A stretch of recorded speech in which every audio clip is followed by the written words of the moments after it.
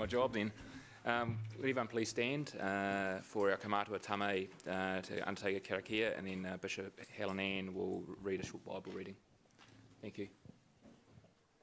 Atamaria tēnā koutou katoa, te koro matua Andrew King, te koro matua tuarua Martin, ngā mema o te kaunihera, ngā mema o te hāpori, tēnā koutou, tēnā koutou, tēnā koutou.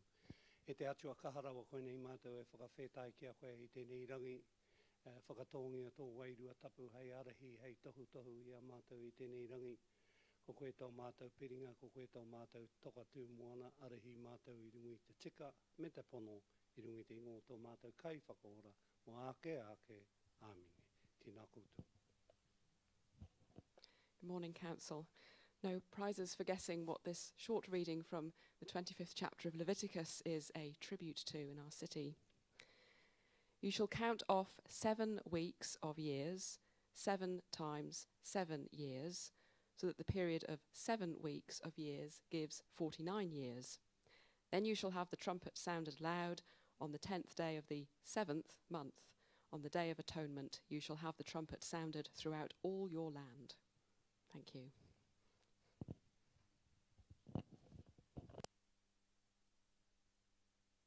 Today's the Day of Atonement.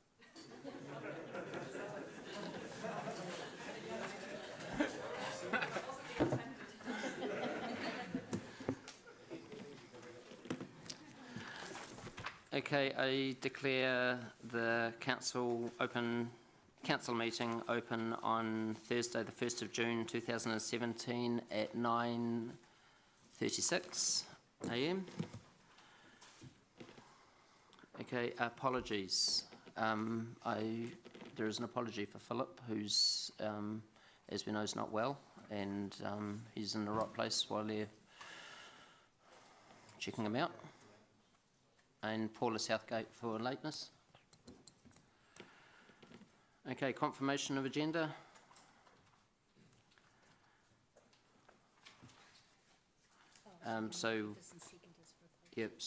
Sorry, so for the apologies, we need James and Mark, thank you. All those 4, any against? Carried. Okay, confirmation of agenda, we need a mover, please.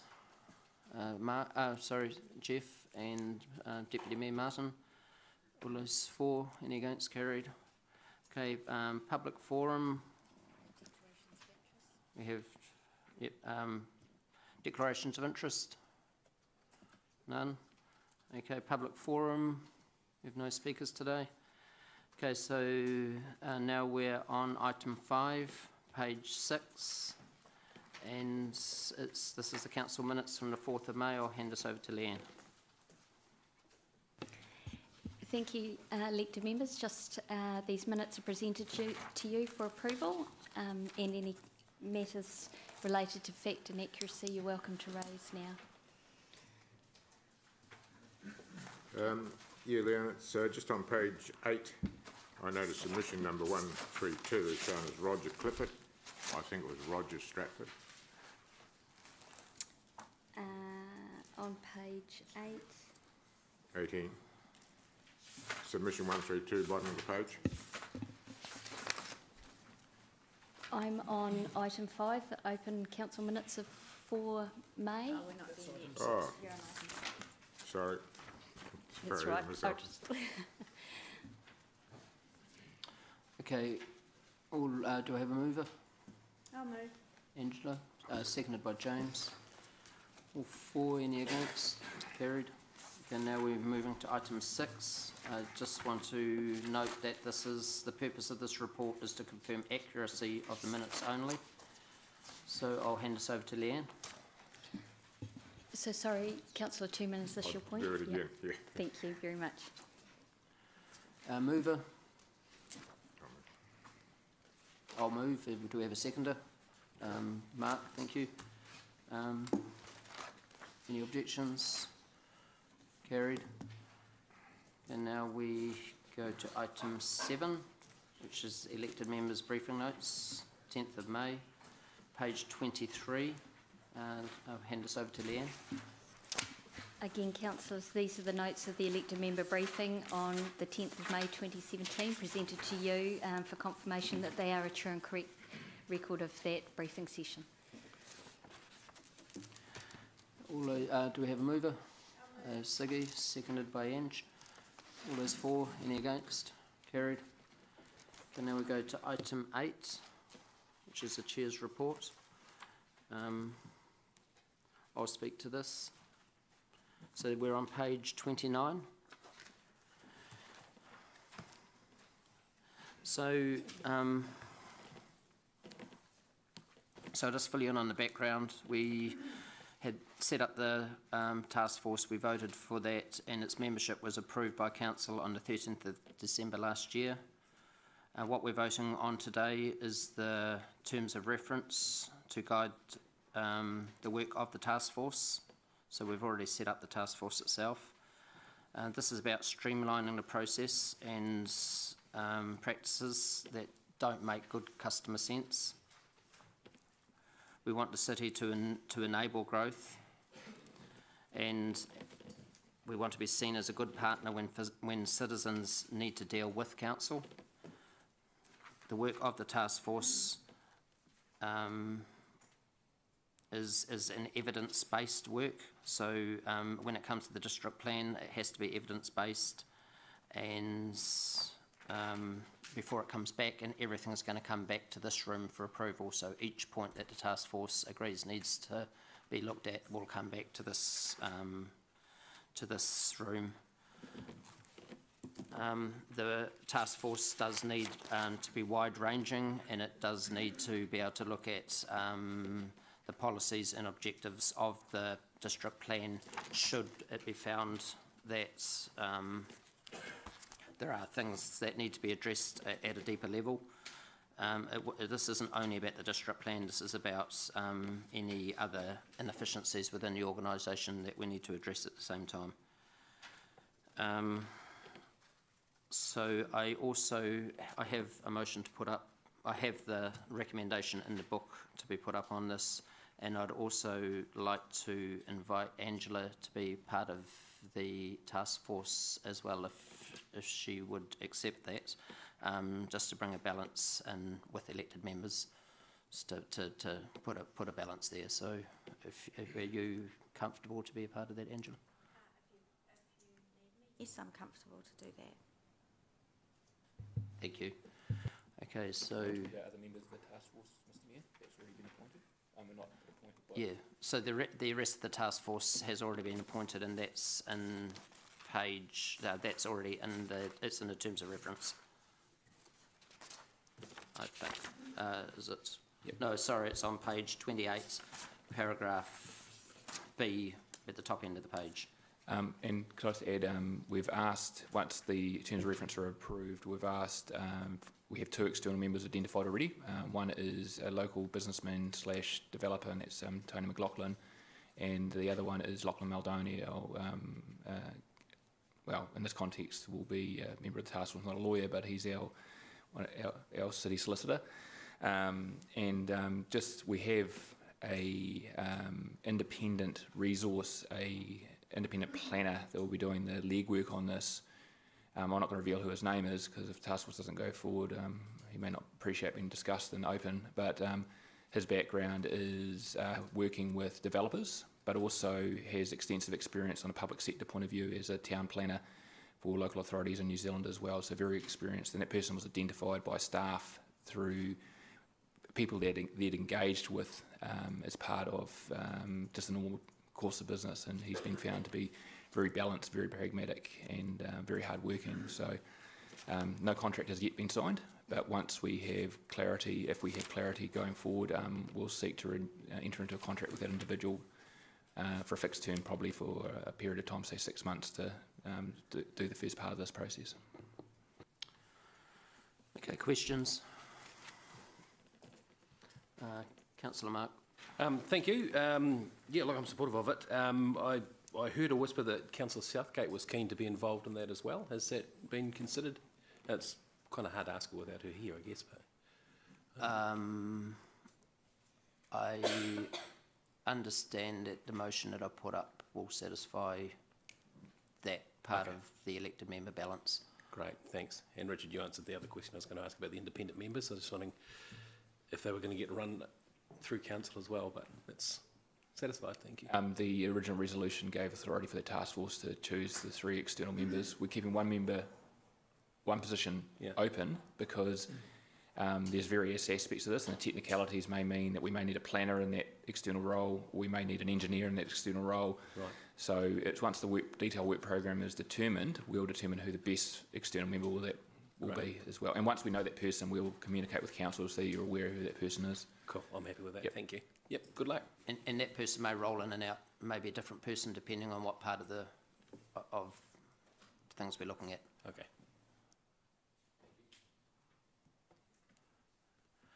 Okay, Councillor Gary.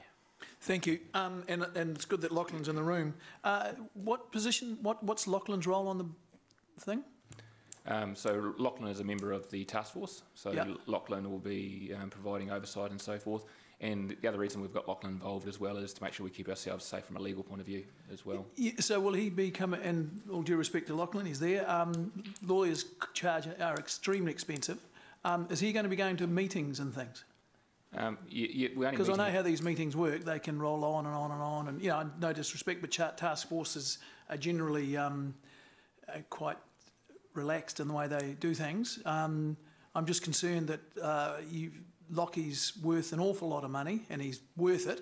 He's a very valuable individual. Yeah. That's But right. with all due respect, is that you're expecting the task force to pay for that, or the ratepayer to pay for that? That is included in the budget, Councillor Mellett. The view is Lachlan has a significant amount to offer in terms of his understanding and strategic view of the district plan, so there's value in having him around the table from a task force point of view, and we would have to seek legal advice through this process as we're going through it to understand some of the legal ramifications of the evidence we've put So together. the process for, because I would have thought Lachlan's involvement would have been, here's our recommendation, here's the evidence we've got, have a look at this, take 3 or 4 hours, have a look through this and bill us for that and give us any problems, rather than being there when you're hearing, I don't know if you're going to hear submissions from people or what you're going to do, but I'm just thinking, to my way of looking, it's not a very effective use of ratepayers' money to have him there all the time. Yeah, so all the time I think we need to define, this is going to be a meeting once a month. The donkey work in terms of going through it will be a paid staff member, and that's a reference, or paid individual, that's contractor referred to earlier.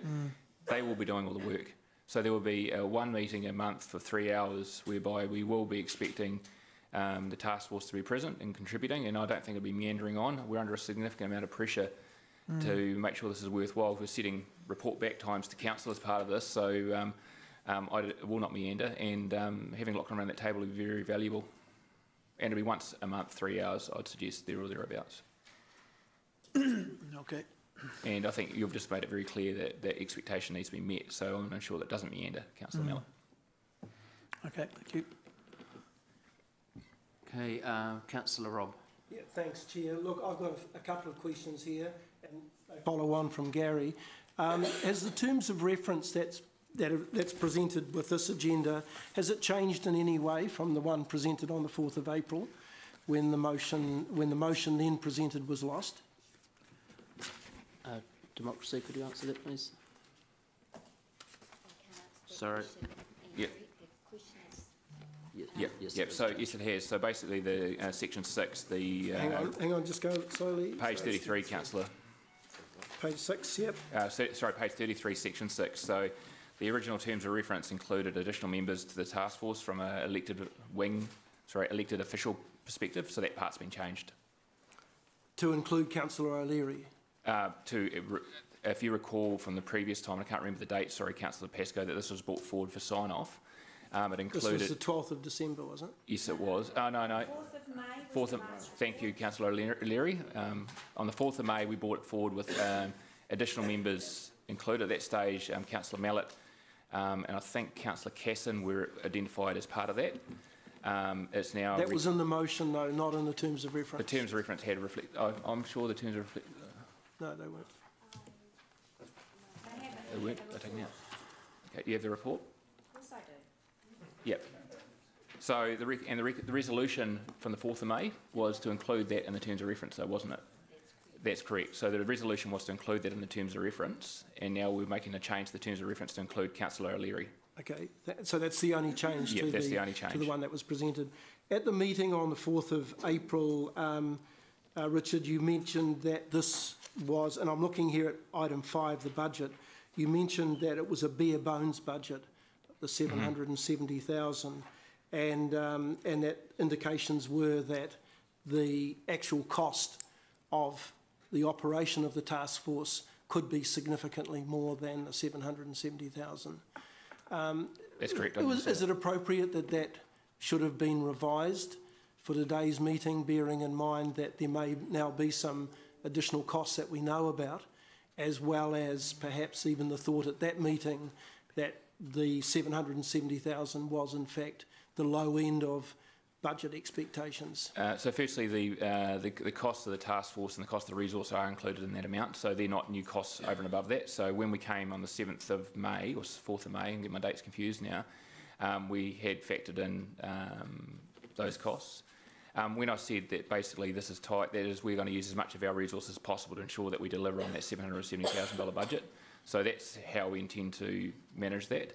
Okay. I don't come forward and put a light budget and expect to blow it. I come forward to put a budget in that is as tight as possible to deliver the work and is as effective as possible to do so, and that's what that budget reflects. Okay, so you're quite comfortable that budget does not now need any revision? I'm comfortable. Given your comments on the 4th of May? I still think it's going to be tight, but we're going to work with our team to manage that. Because a part of this is, as I mentioned before, we need to do this regardless. So I'm not going to be duplicating costs by including stuff that's already in budgets that we would already been doing, which may well bring this up to a higher amount. So I've kept those separate. So the General Manager has some budget that will be available that's with the setting of the task force can be focused to support the group as well. Okay. Yep. The task force doesn't really have a, it refers to stage 1 in the terms of reference, but it doesn't sort of have an end date, although the budget might suggest that there is an end date of the end of next year. Mm-hmm.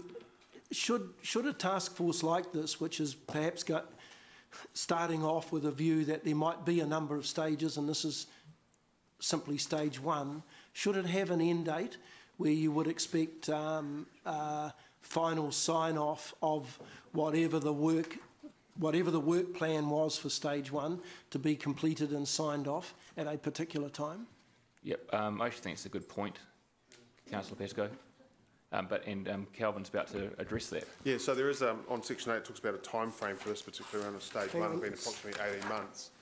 And now I think when I presented to this report, we spoke that the first thing that the external consultant would do would put together a specific project plan within that time frame to then come back and which would be signed by the task force. So that would be the very first thing that that person would do.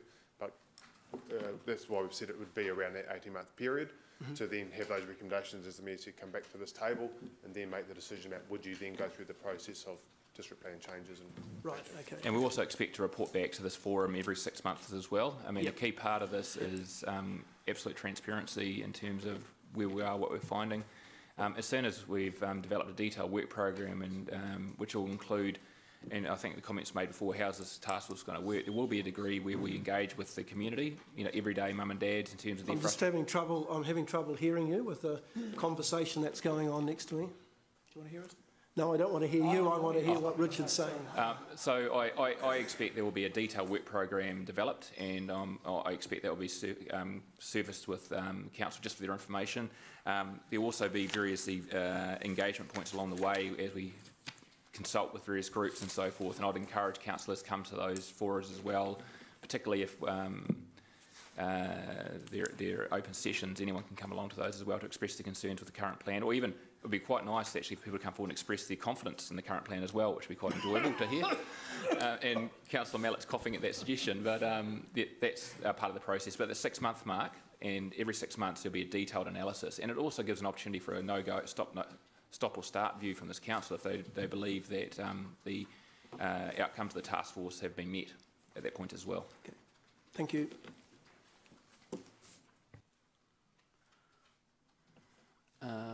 Councillor O'Leary, Eng.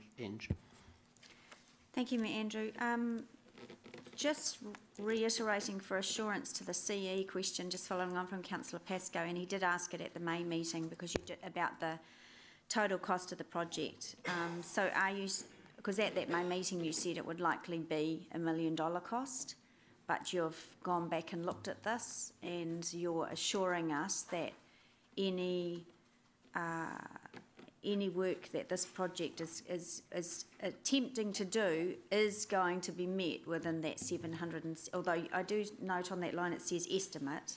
Yes, no, so $770,000 is what we're going to bring this in for. You are? Okay, so you can give us assurances. And if we get to a point that this, for example, say we find something that, because this is research, right, and that's why we're breaking down for Part A and Part B, or Stage 1 and Stage 2. If we get to a point where the next round of work is significantly more, then we'll bring back a revised terms of reference or a revised budget. But, you know, to get to the first chunk of work up to a reasonable point of information, you've got to realise that the whole variation to a district plan process isn't included in here, and that is expensive, and that will cost a significant amount of money. But before that even starts, this table, as in the elected officials, need to sign up before we even engage with that process as well. And second question, in the December meeting, Richard, you said that this project would put staff under the gun. There's nothing in the budget here that has changed significantly to, in fact, well, it's gone up a little bit from the original November report. Are you still confident that you can do this work and that this isn't going to put a strain on the organisation, given we're facing LTP work, which is significant as well? I am confident. The question about strain, I've got an extremely hard-working team, and all my teams are hard-working, but the planning team is an exceptional team that put out far greater than 40 hours per week. And I may be taking a little bit of advantage of expectations. They continue to do that going forward, but they work very hard and they'll get the job done, is probably the best answer to give. Didn't really answer me, but sorry? What you're saying is you've got great staff and you're going to push them and make sure that we get the work done. Yeah, I'm not going to push them, but they've told me they can do this, and if they believe they can, I'm comfortable they can. Okay, all right. Can I also just, sorry to add, that's part of the reason we've got the external support to do a lot of the leg lifting is that as well. So. And the other thing we also intend, that's something we haven't talked about, we also intend to second a permanent staff member into the team as well.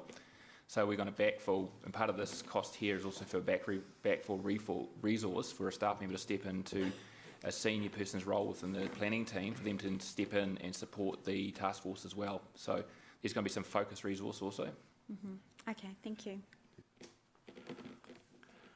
Councillor Dave. Thanks.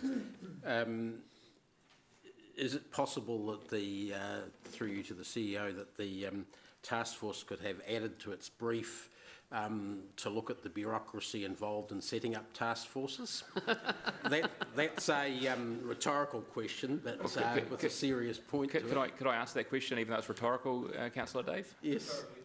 I was about to say hallelujah with that comment, to be fair. I believe that we've got a little bit astray with how we manage our task force, and the initial intent was for a big chunk of the decision to be held around this table and to dive it down only in specific circumstances. So as an aside, not to introduce more bureaucracy, it'll be done very leanly. I'm going to look at the way we structure our task force and how we deliver our outcomes and make sure that the task force is actually delivering on the intent we intended to put them forward.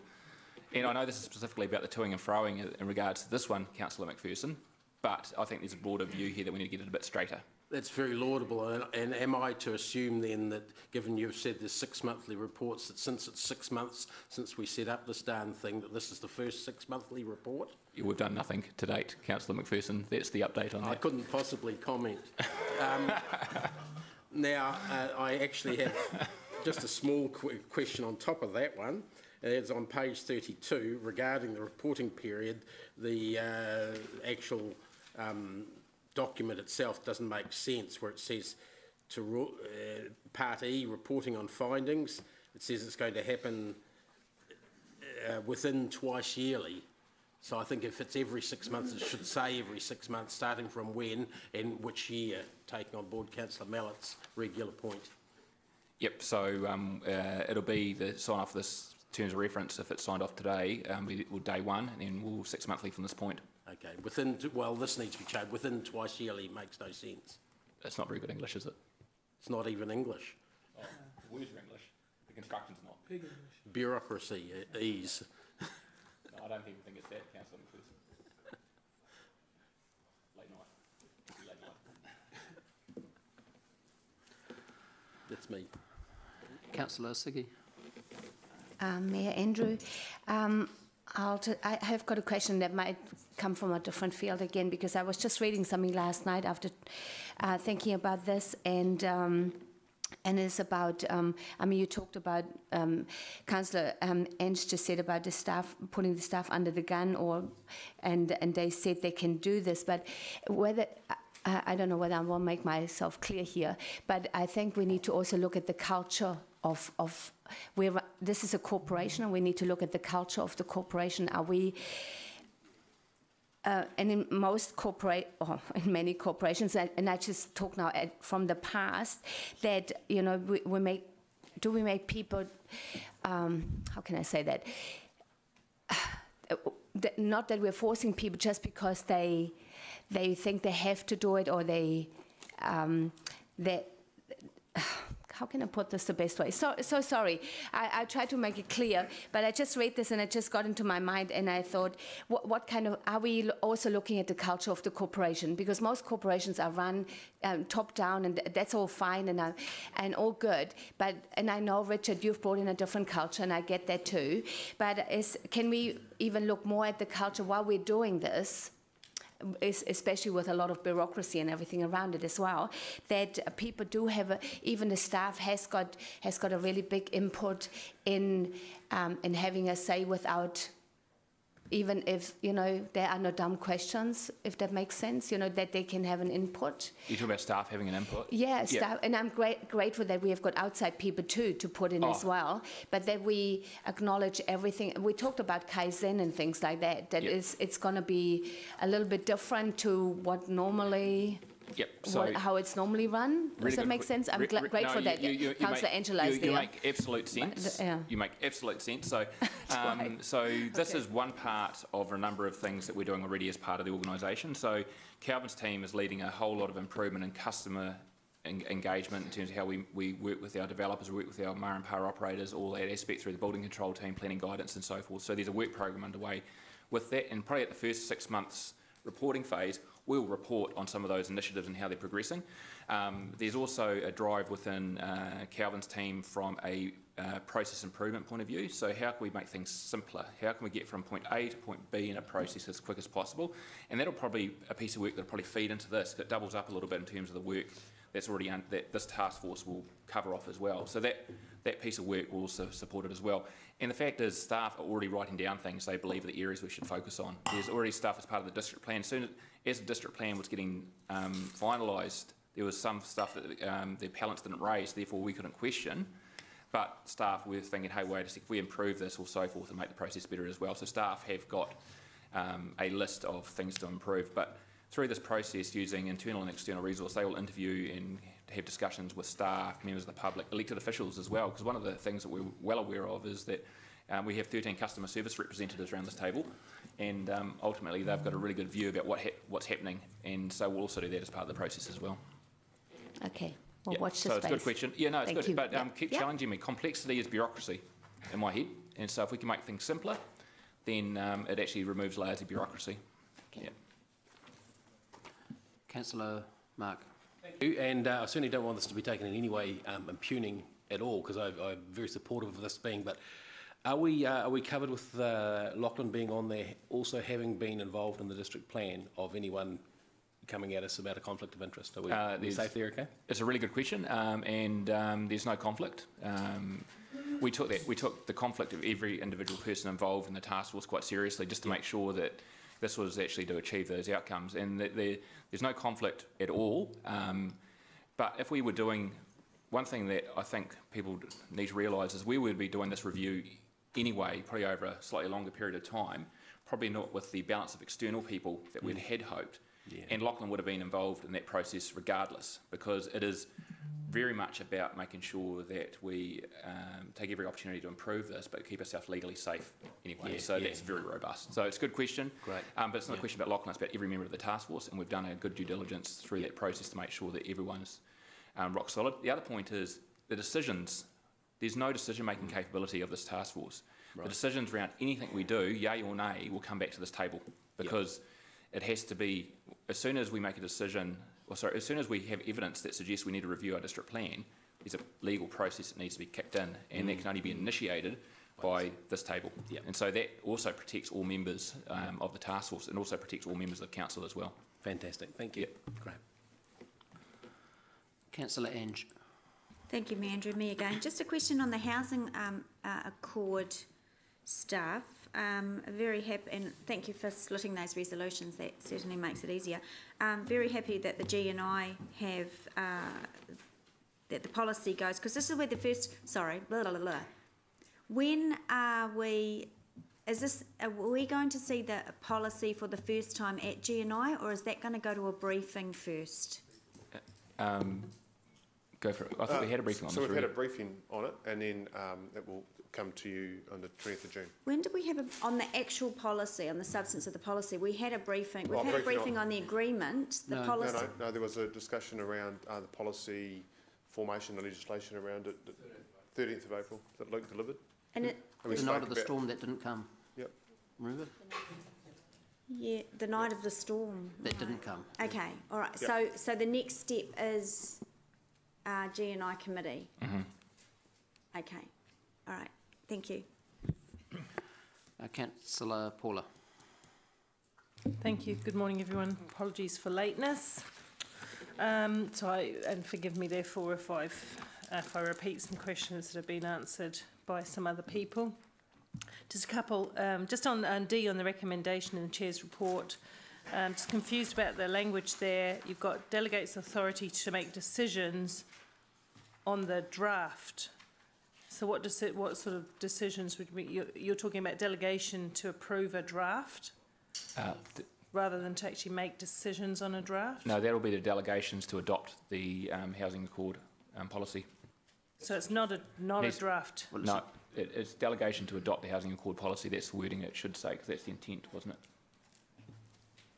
it? It's, if I may clarify, the intention there is that authority is delegated by council to growth and infrastructure to make decisions, i.e. approve or not approve the report that will come forward, which will be presenting the draft Hamilton Housing Accord policy. Once you approve it, it will become a final policy. Okay, but so the report you'll be presented will be a draft of the policy for your approval. So that will go to council as a draft policy. The intent, if I understand the Mayor's intention here, it is that council is delegating the authority to approve that to G&I so that it does not need then to come to council. So may I just suggest that the words are a little bit confusing with the juxtaposition of draft and decision making, and you could just be clearer about that because growth in it, I don't have a problem with it, Mayor Andrew, because growth and infrastructure is a committee of the whole anyway, so why look at something twice, why not do it the once? I get that, it's fine. It's just when I saw draft, I thought, well, what's the status of a draft? Would you be happy with to approve? I just didn't want to be I didn't want to give advice that would be preemptive of the decision, that was all. Do you understand what I'm saying? I do understand. If you leave it with us, we'll sort something. Where it's a draft until we approve it, so... I know, but the wording kind of implies there'll be another step, so I think maybe some wording clear up there. I understand the intent, I support the intent. The intent is that the G&I has the authority to approve. Right, which is not quite, has it? So anyway, I'll leave that with you just to It's a good point. Consider, because, you know, clarity is king. Just in terms of the regulatory efficiency and effectiveness, that's actually a bit of a tongue twister, isn't it? I came in, I now note that Councillor O'Leary be added as a task force member to that group, which I approve and suggested, so that I'm quite pleased with that.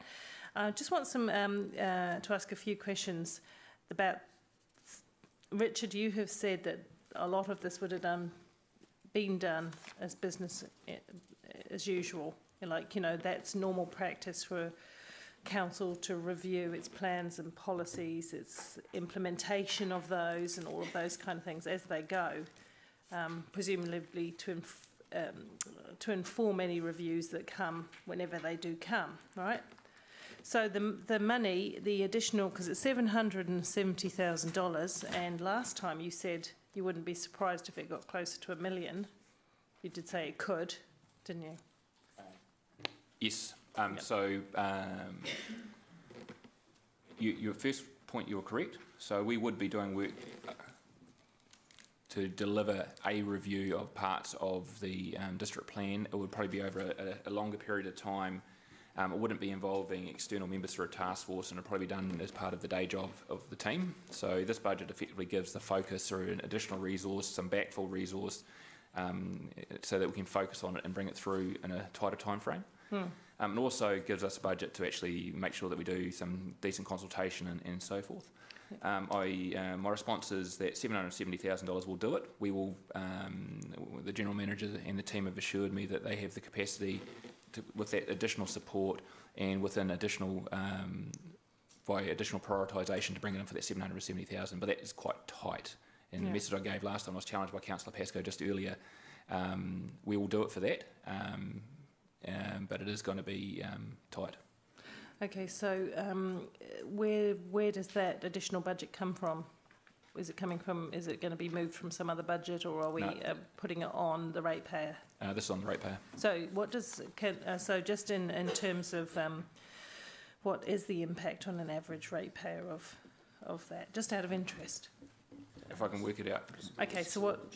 Yeah, so it'll be reflected in, it'll go through to if approved today, it'll go through to the Finance Committee on the risks and opportunities. It won't result in an increase to the, it won't result in a rates increase. So if that's what you're asking. Yeah, it won't. It won't result in a rates increase. So something else isn't being done? Yeah, but it's about prioritisation of work and focus. Agreed, so, but I just wanted some clarity about what was being prioritised differently as a result of this, because this comes up the rank. And but all due respect, Councillor Southgate, the team do a lot of operational work. There's a lot of, they have big work programs. Kelvin has a big team. Yeah. No levels of service that this council has signed up to from an elected member point of view will be sacrificed as a consequence. But the way we schedule and organise work, which is my responsibility as Chief Executive, will change accordingly to prioritise this, because once Council signs this off, the task force and effectively the expectation to report back to Council effectively sets this as a priority. They will move stuff around within their team to make sure the focus is delivered. So that's my question. So the additional resource is a movement of resource to the priorities, and it doesn't have an impact on ratepayers at this time? No, that's correct. So there will be, like I mentioned before, this budget enables me to bring in a resource, which I mentioned before, as an external person, extensive experience across private and public development, as well as backfill resource, so one of our key planning staff can step out of their day job and focus on this full time as well. So that gives us quite an awesome combination of in-house skills and out-house skills to work together to deliver this project, as well as existing resource within Kelvin's team to support them in doing so. And I support having the staff resource to deliver our plans effectively, absolutely I do. So just another couple of questions. The task force member, see that Angela's there now, that's good. I would have preferred to have some clarity around who the other members were, what their backgrounds were, what they were bringing to the table. Lachlan, I understand his role and I know who he is and how he works, and will feel very comfortable with that. But I would have liked to have understood a little bit more detail around who else will be involved as the externals, what sort of things that you're... Have you spoken to anyone about being an external? Yep. So Lachlan has been put forward, for a strategic view skill set in terms of the city and growth and some of the pressures in that area, but also for his legal experience. We've had acceptance from a gentleman by the name of Tony McLaughlin to step into this task force role as well. And he's got extensive experience from a development point of view. And then there's a third position that's still open, and this review may well touch on a number of disciplines, and we may well use that third position to bring in and out people to meet some of those expertise and requirements as needed. The Council on the 12th of December made a passed resolution that the task force could appoint their members, but the comment to a question that Councillor Mallett asked, or Councillor Pascoe, sorry, I'll forgot who asked the question. I will bring forward at the next update a full outline of who the members are and what their skill sets are. Okay, thank you. And just in respect, just a couple more, we're nearly there. I've had a couple of conversations. We've had a couple of conversations. We've been trying to get my head around it since a very similar proposal was put last month at council. Just to try to make sure that I understand it. So this review is around creating the most effective organisation that we have across the board. It's about identifying how we do effective and efficient business, what the barriers are, and what some of the barriers might be overcome. It's not just looking at the district plan's rules and methods. No, it's not. There will be, well, firstly, there's a whole lot of stuff we do anyway in that camp, and it's quite good to have one group through the task force to filter that through.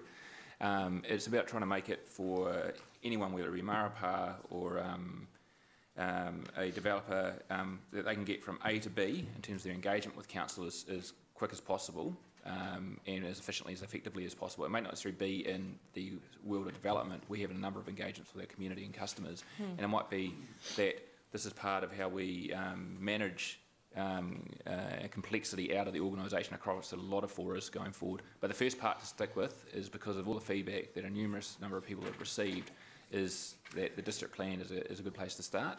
But we've also talked about where does it roll into building, where does it roll into other aspects, even non-regulatory aspects of council. Customer engagement, customer front-facing, all of that stuff. And one of the questions that was asked prior to you getting here was about, are we going to be considering that broader aspect? So process improvement in Calvin's area is big. They're already working on that. We'll probably push that into the task force because it directly relates. But there's also, we've been blessed with some amazing customer people who are driving a really strong customer strategy. That's part of this as well. It's all that engagement. How do you improve the community and do that through good process? Yeah, so look, I'm on board with that. What I'm confused about, maybe someone can answer, somebody who drafted the terms of reference, is that the methodology is in particular, and I did speak to Mayor Andrew about this, the wording seems to be heavily loaded towards the district plan. It doesn't give the public the understanding of the broad level of work you're trying to achieve, which is what I've just said. We want to be the most effective, easy to work with, efficient organisation, right, for all our customers. And yeah, I know you're going to answer. Yeah. So that's where I'm coming from. When I read that, I just see something very similar to what was proposed last time, which was interesting because I didn't think we could come back to the same issue 2 months in a row, but we can. Yeah, so the concept was always the purpose overall of the effectiveness program is part one, and it probably should say all regulatory functions. The stage one of the scope is stage one, we'll be looking at the district plan first, get that work done, and on part 4.2 on page 32 talks about that customer aspect as well. So there are the rules and tools and methods within the district plan, that's what we're talking about first. There's also part B, which is the customer focus in terms of what they call customer journey mapping. So what's it actually like for a customer to walk through these processes? And then the idea is that we would come back to council and say, what is the next regulatory piece of work that we would need to look at because we've done the district plan? Is it animal control, or is it food hygiene? Whatever pieces of other regulatory components we might have, and run a similar program as well. But clearly the idea was to start with the district plan because of the nature of the growth and the pace of the growth that we've had in the recent times, which is basically what So I just flag, if you can help me out here with some of the wording so that it does capture, you've made one suggestion that it could say streamline all regulatory function. When you look in the methodology box, it just about exclusively references the district plan. Could not some of those, in a paragraph, some of those principles that we all agree to, that it's about, be encapsulated here, because I just don't see them. And we will be measuring the outcomes of this group against the terms of reference. We'll be saying, have you met the terms of reference? Do you know what I mean? So if we could have had some more inclusive wording I know there's a phasing in it, I understand that. I know what the first focuses were, because I am about effectiveness and efficiency. But do you get what I'm saying? I don't want to draft on the hoof, but I do find... can I just ask you to have, and it's probably a big question, have some faith in the first part of the process. Because one of the things we've got is a whole lot, and I think what we need is a briefing on this, on that broader stuff. And can I bring it to that brief? Because we do a lot of process improvement, customer improvement stuff already, and it'd be quite supportive for me if council understood what that was and where it was, because it goes back to Siggy's question earlier in terms of what are we doing broadly to ensure that everyone gets an opportunity to talk and put it forward as well. Very much this is stage one, kicking it off, very much district plan focused. I think that's very much clearly known. Stage two will be far broader than that, and I think I have a significant amount of interaction with customers, and it's nothing to do with the district plan, and I guarantee the elected officials do as well. Can we bring that through in a briefing format? Because part of it is I owe Councillor McPherson a process for involving elected officials when dealing with customers, which I'm working on. Sorry, Dave. Which is 2 council meetings in a row. I apologise for not doing it. Duly noted. It won't be a third. And so can we follow it through on that way? Because I think... So, yeah, okay, so how... Just one final... I just don't have the budget to do any more in this, is my challenge. So we've got a budget for doing this. I don't have a budget for doing more than this. So, look, I'm trying to be as constructive and support some positive work in the organisation, and some of these things haven't made it easy for me to do it like I want to, because I definitely do support looking at, as I say, the most effective and efficient way of doing business. I absolutely do. My final question, therefore, since you just raised it there, Richard, is that after last council meeting, I sent an email around a briefing around the district plan, around other aspects that you've just articulated, so I won't go over again. And we were assured that we would have that briefing. But then, we're making this decision before the briefing. It would be really easy. It would make it easy and comfortable if I could have had all this conversation in that space, got my head around it, and landed, because I want to pull together on this, right? Yep, I think why haven't we had the workshop? I raised about 5 questions in that email, that none of which have been effectively addressed, because I assumed that we were going to have a briefing on it. Timing hasn't allowed us to schedule a briefing on it. Timing. Because this has to be this month, not next month? This is the chair can talk to the timing of his chair's report, but between now and when the last meeting happened, there hasn't been a briefing slot available. We've got years worth of briefings scheduled, to be fair, and trying to jumble the items around and give them priority is a challenge. We didn't have a briefing slot available. You know, and I agree that this is an important piece of work, but I agree because it is so important, we need to do the work properly. We need to understand it 100% and commit to it 100%, and that's where the briefing would have been really useful. But I've asked enough questions. Thank you. Councillor Gary. Thank you. On page 29, under your housing accord, can I just get a little bit of clarity on that? Is that the spawn of the special housing accord? Is it? Yes. That's a drop down from that. So when we say SHA, that's a special housing area? Yeah, special housing area. Okay, so special housing areas are from the housing accord? Yep. Okay. So there's a process. So firstly, Hamilton needed to be gazetted as a city that could have a housing accord, which didn't mean necessarily we had to have one. We decided as elected officials that we did, so we have a housing accord. And then the next step down underneath that is a special housing area, which requires us to have a policy that reflects what's in the housing accord, to ensure that we have a necessary framework for determining where these special housing areas are. Okay. So in the Mayor's, you wrote this, didn't you, Andrew? The housing accord. So enables Hamilton. It actually enables the Hamilton City Council. Is that right? Is that correct? Yeah. Because it's the Hamilton City Council that sees where the land, what your land use can be. So Andrew, should that be Hamilton City Council? It could be. So Hamilton City Council to make residential sections available to manage the high demand for. Because Hamilton is 160,000 people, and it's not an entity, is it? The way the process works is we put a policy out, and that policy will then identify in broad criteria. But it's a Hamilton City Council's policy. Sorry, Councillor Mallett, if you just give me 2 secs, will enable a number of individual parties, being Hamiltonians, one way or another, own land in the city, to come forward and to say, hey, we want a special housing area here. We consider it against criteria which is outlined from the legislation. It's very, very specific in the legislation.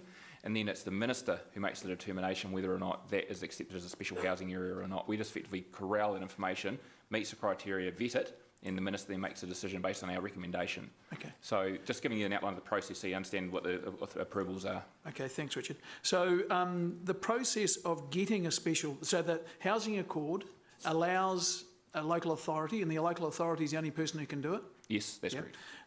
Allows a local authority to set up has one of its tools is that it can set up a special housing area, and the only reason you'd have to set up the special housing area is because the policy in land use at the moment is not adequate. Is that right? Yeah. So the yeah, I mean the which is our district plan. It's all driven by the housing accord, which is about driving for more housing in the city. But the special housing areas are set by the minister. So we make a recommendation based on our policy, based on the criteria and the legislation to the minister, and the minister signs off on it.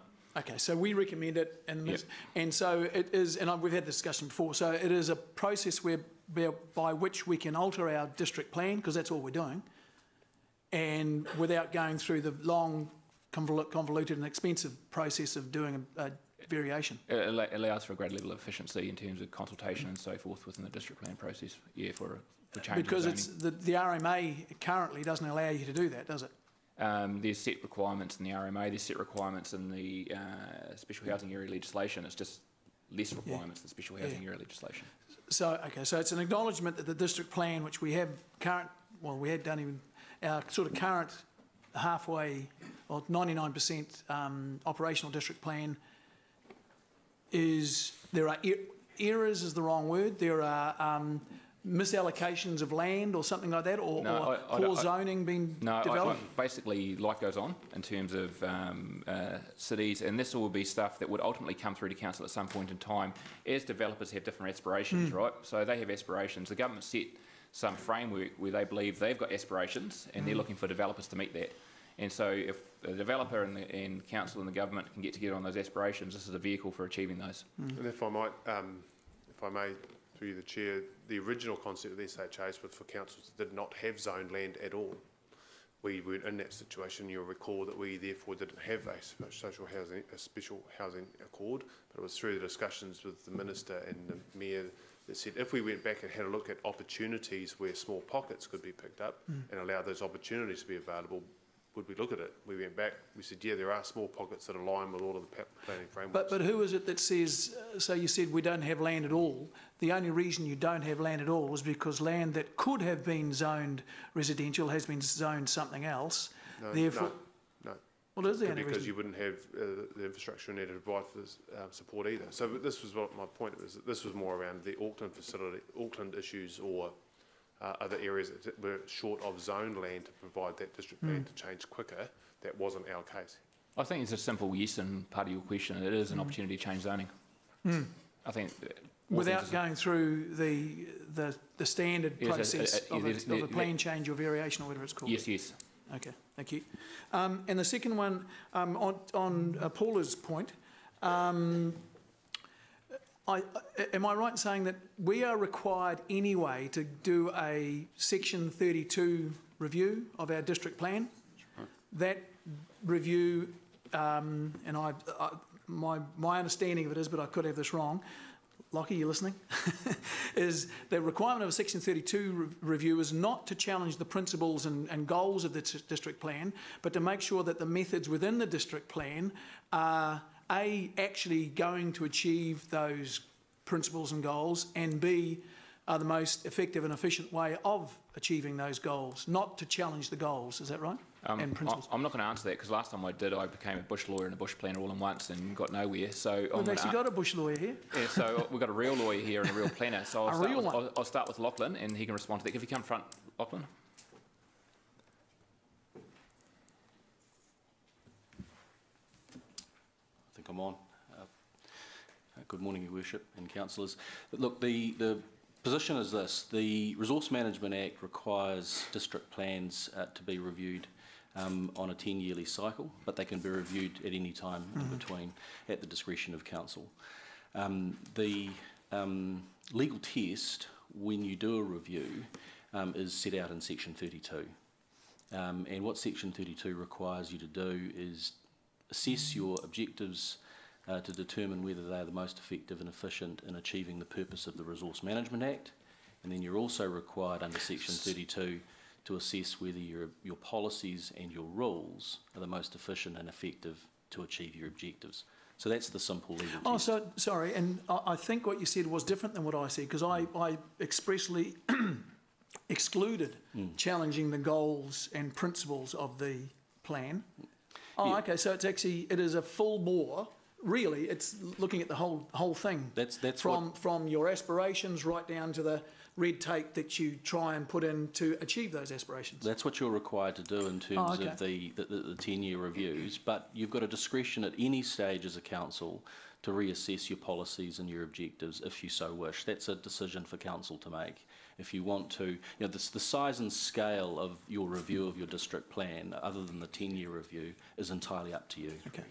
So sort of just wanting to confirm what my understanding is, because it touches a little bit on what Paula was asking, I think, is this sort of the work we were going to do anyway?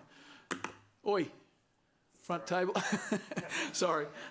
We're working on improving the recommendations. Sorry. Sorry, I was just going to say, just in your interchange with Paula, was I think you were saying that when you were challenging some of the budgets and is this work we're going to have to do or not, we have to do a Section 32 review within 10 years by this. Is that right?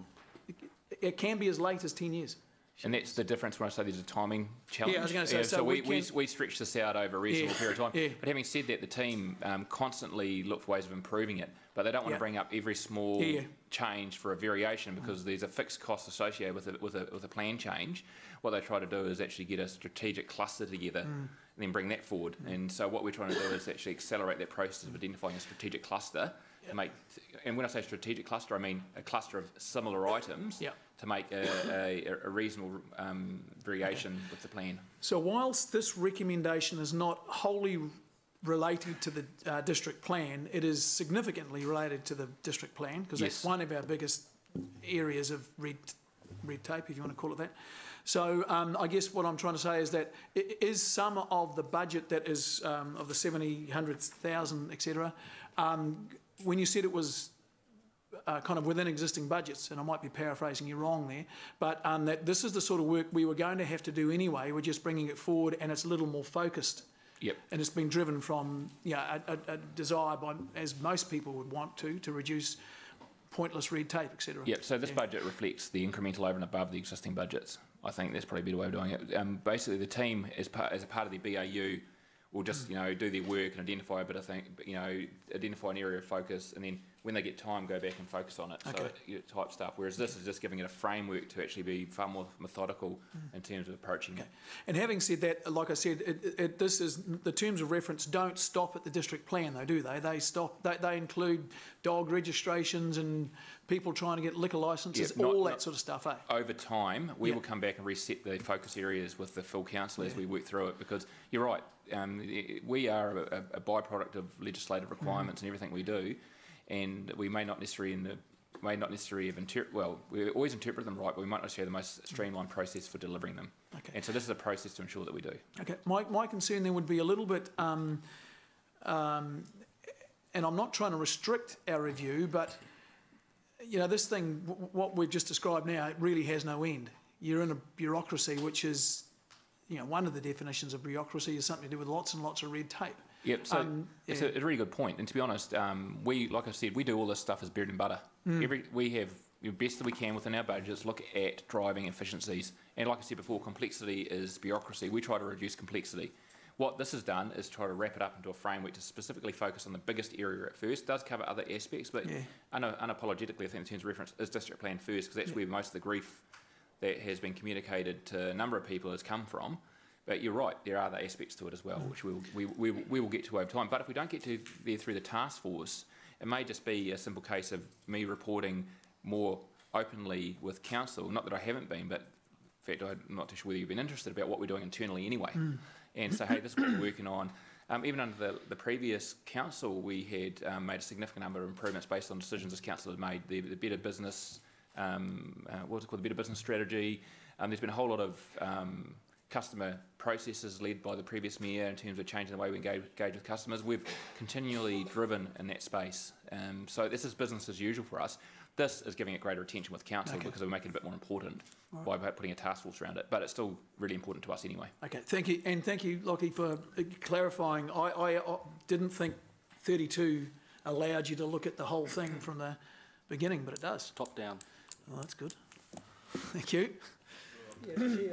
Suggest in light of the comments made by Councillor Southgate around past promises of having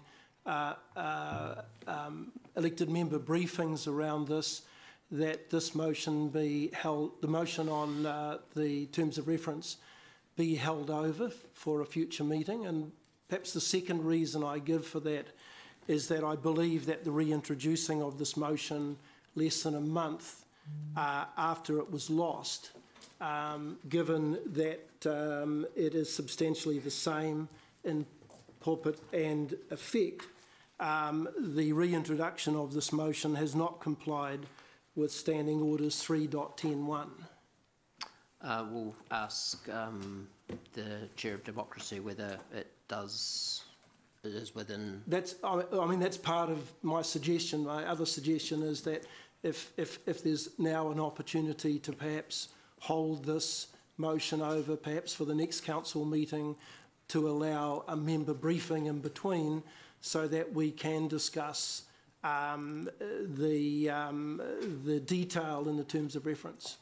I will address that with you once the Chair of Manager of Democracy has answered the legal, the challenge on the rules.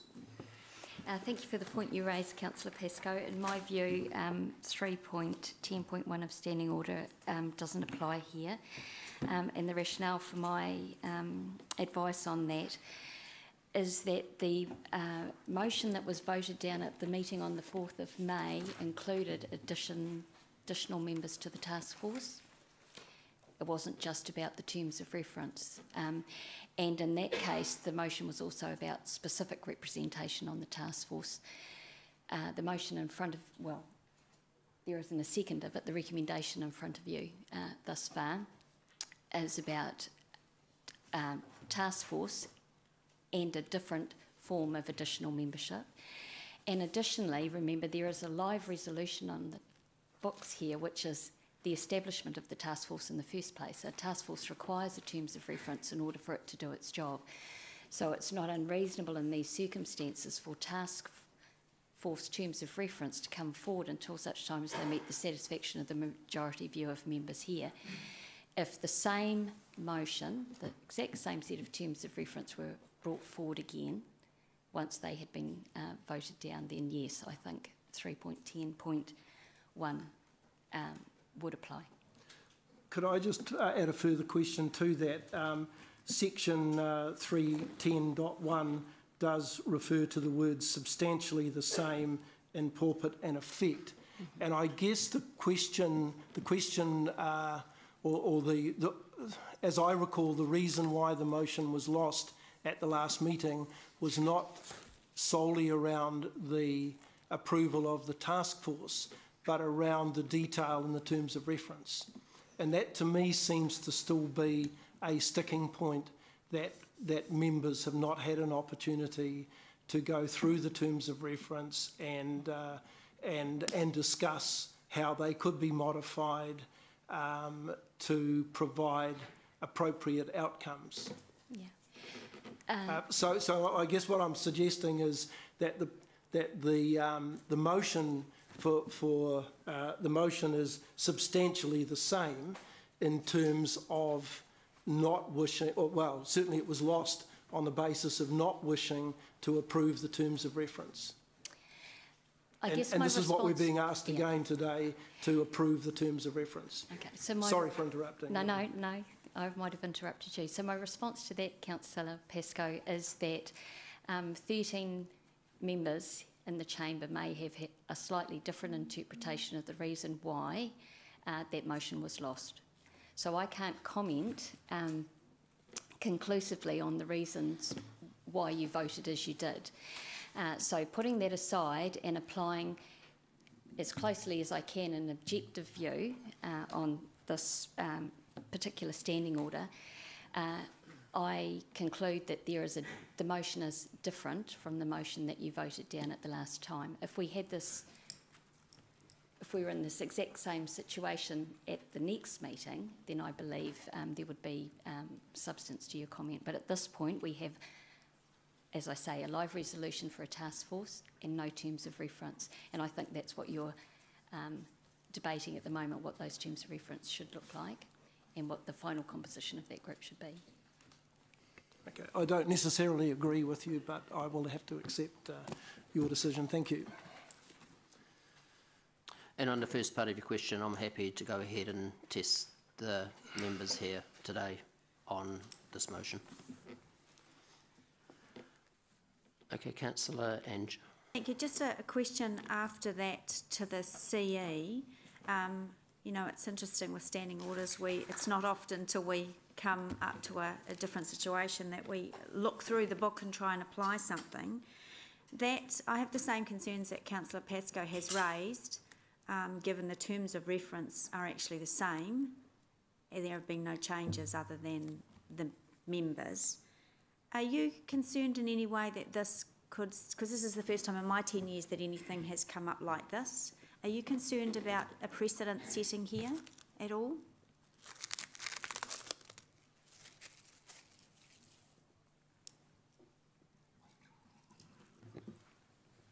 I have to answer no.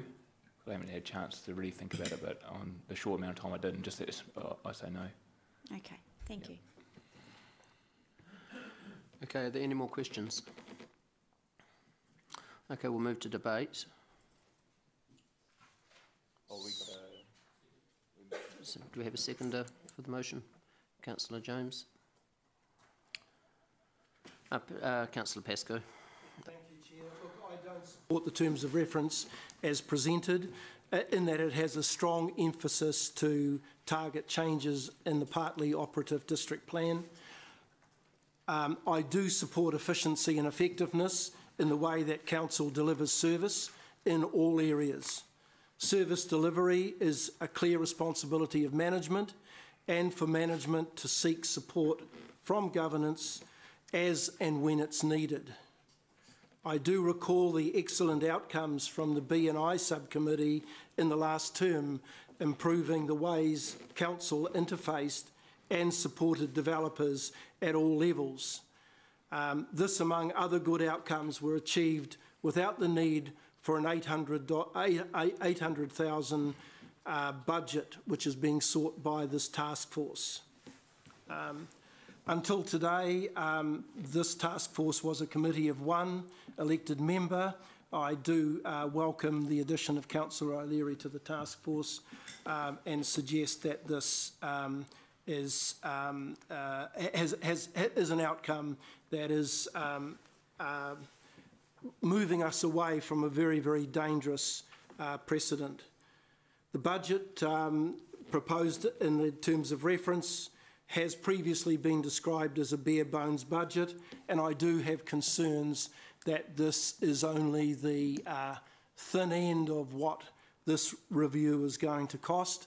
Having sat in the last term on the subcommittee that looked at all of the objections to the then proposed operative district plan, I know what the potential costs will be to Council of a deep dive review into the district plan. I disagree with the emphasis in the terms of reference on this deep dive into the proposed district plan for a number of reasons. One, I believe that the evidence that has been suggested by Mayor Andrew that there are real and widespread concerns currently lacks significant evidence. I suggest if there was evidence, that would have come through during the period of objections that were lodged over the last 18 months to the proposed district plan.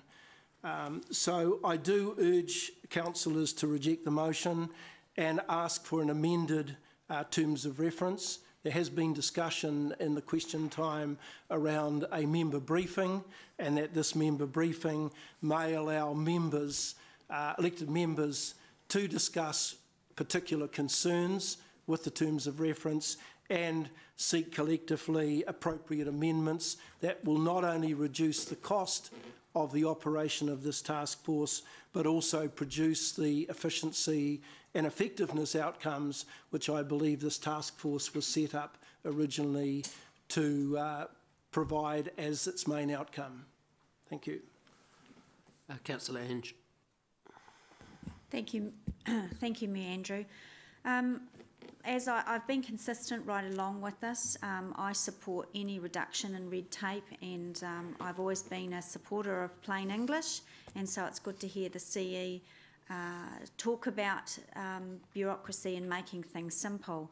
But I don't believe that this is the right way to go about it at this time, given that we are going to be facing a 10-year budgeting round.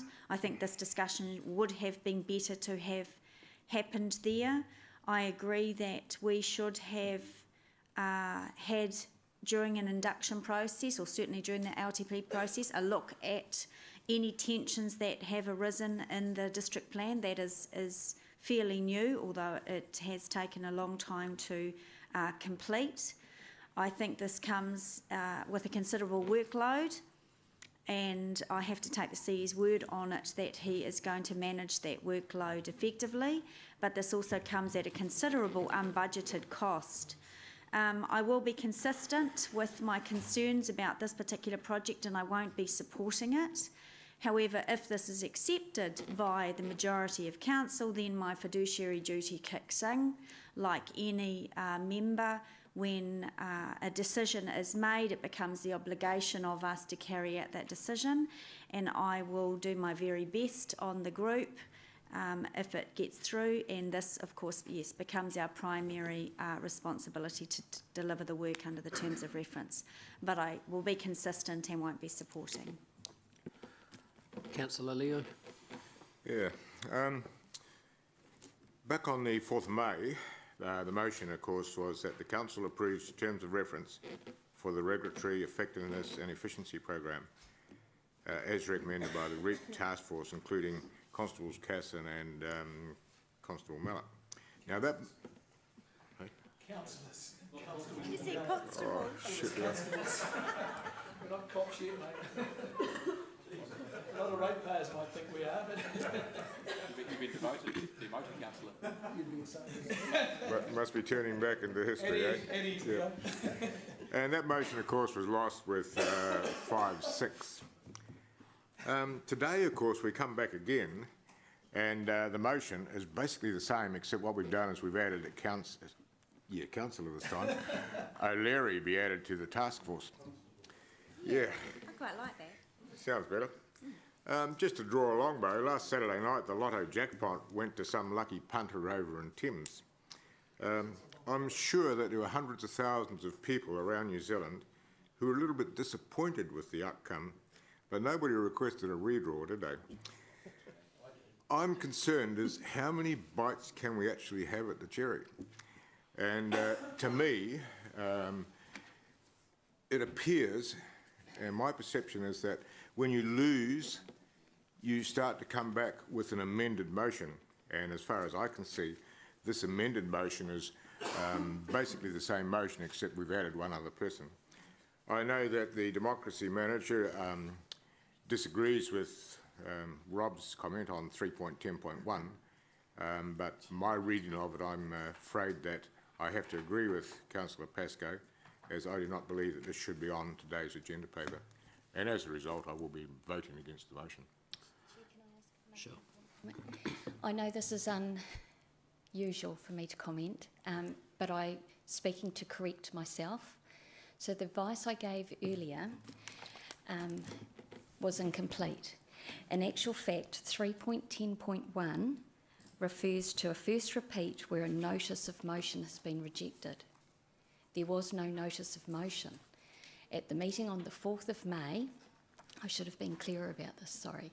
At the meeting of 4th of May, it was a motion raised through the course of the agenda on debate. It wasn't as a result of a notice of motion. So 3.10.1, to be really clear, only applies to notices of motion which are brought forward, which are substantially similar to ones that have been brought forward before.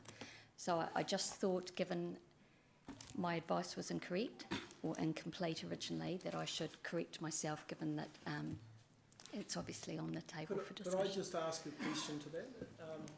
Is a notice of motion, though, is a notice that appears in an agenda, which is exactly what's happened here, that we, on receiving our agenda for this meeting, got the notice of motion?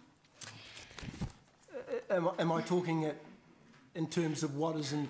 of what notice of motion means in standing orders? Is an intention to bring forward a motion over and above or beyond that which is already included in the agenda, and it's set out in 3.9.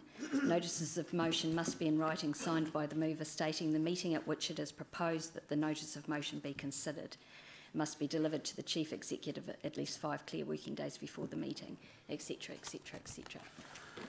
So a notice of motion is quite... The meaning of the phrase notice of motion is quite different to a notice of motion that appears in an agenda. The way this council has traditionally and historically treated notice of motion is different from that which is raised in the matters that just come forward in the ordinary course of the agenda, yes. So we urgently need to look at our standing orders, don't we? And this isn't the time to get into debate with the democracy manager on point of order.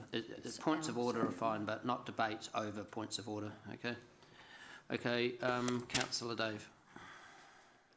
Thanks, Mayor Andrew. This is my first bite at the cherry. I was one of 2 councillors who were not present at the previous discussion. We're not aware of some of the points that were going to be even debated because we're at a funeral of the partner of a former councillor here. So that's we're happy to have this opportunity to talk, though I would have wished that it had been passed and enacted some months ago. And that's one of my problems with this whole debate that we're having. I asked tongue-in-cheek before whether the brief of this task force could be changed to look at the bureaucracy involved in setting up task force. It is ridiculous that this planned move to have a look at how we could reduce bureaucracy in council has taken over 6 months to even get to this stage, and not even having darn well started. And I say to myself, either we want to reduce bureaucracy or we don't. And if we do, then let's get on with it. It's become bigger than Ben-Hur, this whole issue, and it's actually a no-brainer issue. I cannot understand, except when I say, well, there are certain people here who want to oppose everything the Mayor puts up just for the sake of it, because I can't see any other logical reason. There's an amazing propensity around this table to delay and obfuscate these sorts of issues. The motto seems to me to be delay, delay, delay.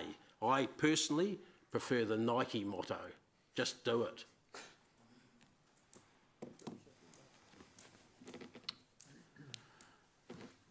Councillor Paula. Great, thank you. Don't know if I could top that, Dave. It was very eloquent. Look, couple of things. I made a whole heap of scribbles. I think we all agree council should be operating in an efficient, effective and customer-friendly way. We've got to be working that way. And because I do want to progress and get started, I do have some confidence now that it's been more greatly explained in the external membership plus the wider stakeholder group. I'm pleased that my request for the Chair of Regulatory to be considered as an addition has been picked up, because I definitely think there should have been a councillor, at least in their regulatory role, or one with their hearings certificate, and I think there's only a couple of us that do have the hearings accreditation, should be included just to have that perspective in there. I have been confused about some of the messages relating to this discussion. On the one hand, it seemed to be about big picture stuff, just becoming a more streamlined, effective, efficient organisation. And on the other hand, it started to become about little examples, lower order rules such as, is a sink in the right place, or are second story opaque windows a good idea? And that was about drilling down into the very depths of the district plan. Look, I've stated I think that this is overly focused on the district plan rather than focused on the outcome of an efficient, effective, customer-friendly council, and I'm not comfortable with that. However, I do think we should be going forward with something, and as this is not going to have a rates impact on ratepayers, it is a reprioritisation of staff resources, and we haven't got a motion to defer the item, I'll probably go ahead and support it. However, I have to say I've felt pushed, rushed, and confused in this whole debate. Very, very disappointed. I asked that we have an update. I tried to be helpful by forwarding 5 or 6 questions to the CE and councillors alike that I thought arose from the previous time we had this discussion. And I would have liked the opportunity to talk and discuss and debate those things and get more comfortable and have the assurances that I needed. My plea is that this changes in the future and there is a greater effort made by this council to take councillors on a journey of understanding around key issues, and that, I'm afraid, did not happen in this case and doesn't happen sometimes. So, but putting that on the back seat, let's move forward, let's get something started. Pleased that there is an additional member on the committee. The names that have been presented in terms of external members give me some confidence. That's good. And the final thing I will say is that I believe the advice around the standing orders may not be entirely on the mark. No disrespect, Leanne, it's not a personal matter. I think there is interpretation around this. And I would like to have had an interpretation review by someone of the likes of Brookers, because I have to say, notwithstanding what you read to us, I've been in politics for nearly 20 years and I've been through so many iterations of standing orders, and I've never had a decision revisited so quickly without a formal revocation of the previous decision. So I'm really confused about that, because I think my understanding of standing orders in general terms is really quite solid. So I was quite surprised when I opened up the agenda and found it to be like this. But look, I don't want to be one of those councillors that holds back progress. I want to be a councillor that makes progress, and for that reason I will, and for the reason it doesn't cost the ratepayers any additional money, I'll say let's get started, but please be aware that I'll be watching this process very closely. Incidentally, I took the 2 volumes of the district plan home after the last meeting, and I've read entirely one, and I regret I never managed to get through the second one. There's about that much in. And I think there's a lot of opportunity in there for enabling the staff to interpret more consistently and to apply the rules more consistently in a customer-friendly way that would not involve necessarily redrafting or changing those rules. So I'll be interested to see what happens in that respect. Implementation and customer focus are really key issues to me. Okay, so that's it. Oh, and Councillor Gary. Thank you. Whilst this process is not perfect, I will be supporting it. I'm very heartened by the fact, from the advice we got today, that this will include aspects of a Section 32 review. Whether or not we consider it to be our Section 32 review, I'm not sure, but I'm heartened that is part of what we're going to be doing. In my view, the current, well, the partially operative district plan is prosperity destroying, property rights denying, and strips freedom of people, and I think it is one of the worst things this council does. It's something that we as the governance group are responsible for, whether or not we understand it, and credit, and I have to ask questions about Paula being able to read the whole thing. Now, credit to Paula for reading it, well done. Yeah. Interestingly enough, she said, Paula said that there are lots of ways of interpreting it, and that's one of the problems.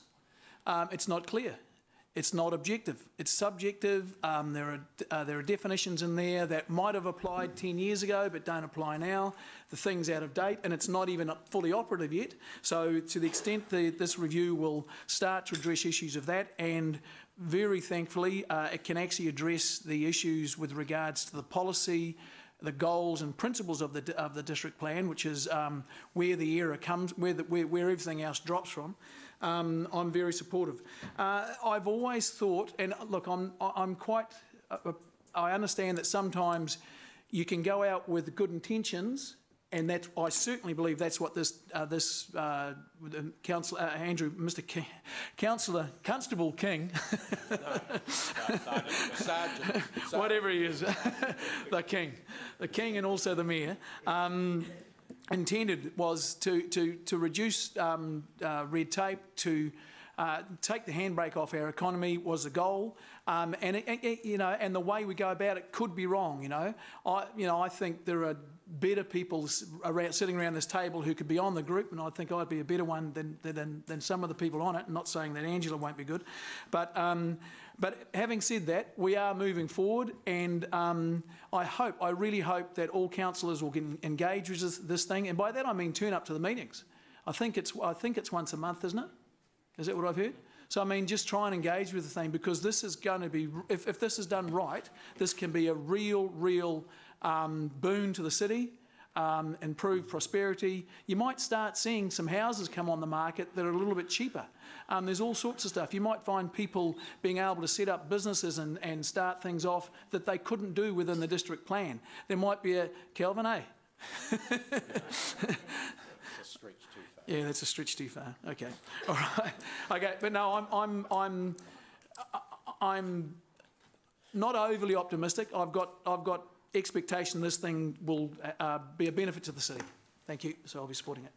Thank you, Councillor Mark. I'll be brief for a change. I am supportive of it. I will, as Councillor Angela talked about before, I'll be consistent. I voted for it last time, and I'm even more in support of it. Having Angela on there, because I think she'll ask the tough questions from within, which is really exciting. So the challenges will come through the right process. So I'm really excited about it. I think it's inclusive. This is the first time I've seen this done, and obviously anything that helps cut red tape. I mean, the irony doesn't escape me, as well, as Dave pointed out before, that it's taken longer to get this through than anything else, and it's jolly expensive expensive way of saving money. But having said that, I think this is fantastic, and I think it'll be stronger with Angela in there. Councillor Siggy. Thank you so much, Mayor Andrew. Well, I just want to quote something. The road to failure is strewn with good intentions. And just what Councillor Mallett said, yes, it is good intentions. So I don't want to make it a failure. I want it to be positive. I'm also, from what I heard, is if we do this in a faster way, that hopefully in the long run we will save some money. That is really important to me for the ratepayers. The other thing, what always makes me nervous, when I see numbers in council, they just automatically seem to double in the following 2 years. And that is one thing, how are we gonna control this? How are we gonna monitor this? So I really wanna look at that, that we stay within that budget as closely as possible, because I've seen too many overruns over the last 20 years in Hamilton City, and it doesn't need to be like that. I'm grateful that Councillor O'Leary is on that panel, because again, I'm looking at the culture of the panel and where it could be if it's the right culture. And I'm totally into efficiency and effectiveness, and I'm probably changing my thinking now, and I'm gonna go with it, because like Councillor McPherson said, do it. Just do it. Just do it. And don't delay anymore, and no more talking. I mean, one of the things, yes, now I keep talking, but one of the things is I feel a little bit, because of it being a new councillor, I feel a bit railroaded. I would have loved to have a lot more talking about it. I would have loved to have a lot more time to think about that. And because sometimes it is new stuff for us, and everything is new actually. And I'm always aware of what are we presenting our ratepayers? What are we presenting the people? And I do get it. Cut red tape, wonderful, fabulous. So checking that we stay within budget, checking that we actually are going to save the ratepayers some money in the future, and that we really do cut the red tape and not create more red tape. That's really important to me. Thank you. Thank you. And I just want to remind members that on the 13th of December, we unanimously voted to set the task force up to address red tape and to streamline processes. And I also want to say that I've learnt a lot in the last 6 months, and I just thank members for getting behind me today on this and seeing this through so that we can get this task force underway. So we'll go to the vote on the board. Thank you.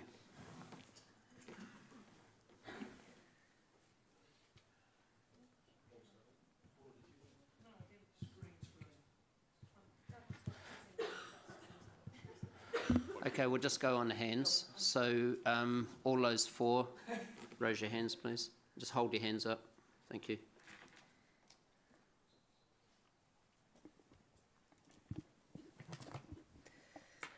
Those councillors for, Mayor King, councillors Gallagher, Southgate, Henry, Taylor, Bunting, Casson, McPherson, Millett.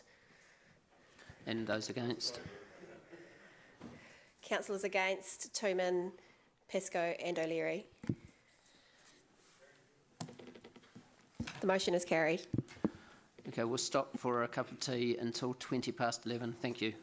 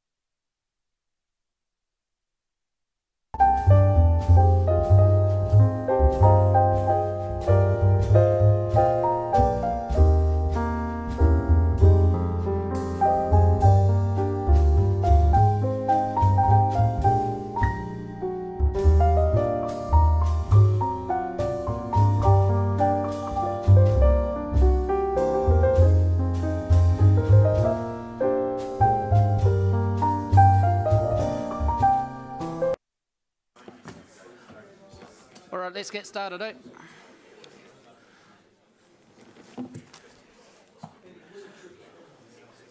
Okay, so we're going to item 9 on page 35.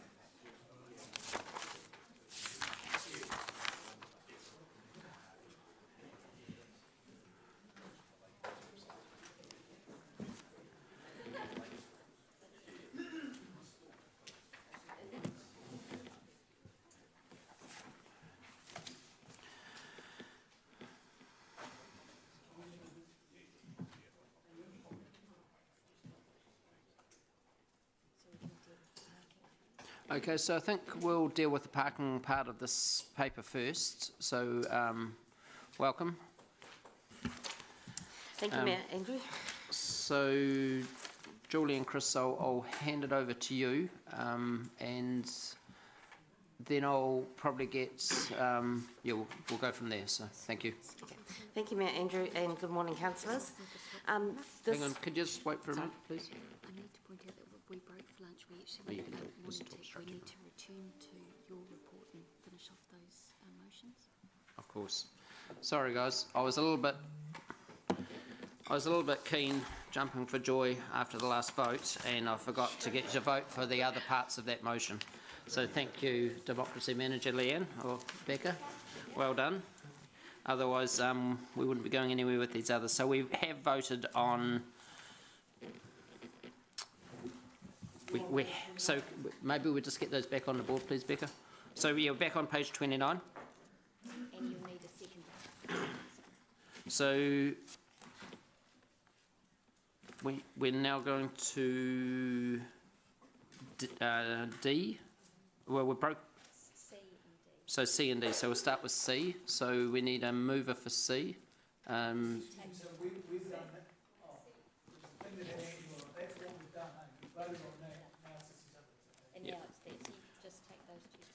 So can we take C and D together? Has anyone got an objection to that? Okay. Okay.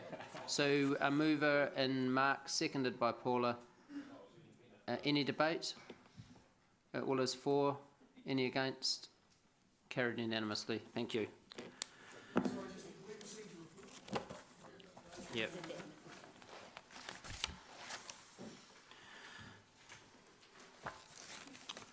Okay, so now we're going to page 35 and we'll hand over to Julie. Thank you, Julie. Thank you, Mayor Andrew. This paper, item 9, is going to be a bit of a tag team with Chris and I talking to the first part about the consultation. I'm going to talk to the consultation, Chris, about the parking proposal, and then David and Sean are going to talk about the annual plan components. This report is the next step is the deliberations report, which is the next step that we have to undertake in our annual plan consultation. We went out for the annual plan 17-18 consultation, which included the two-hour on-street parking and the CBD proposal.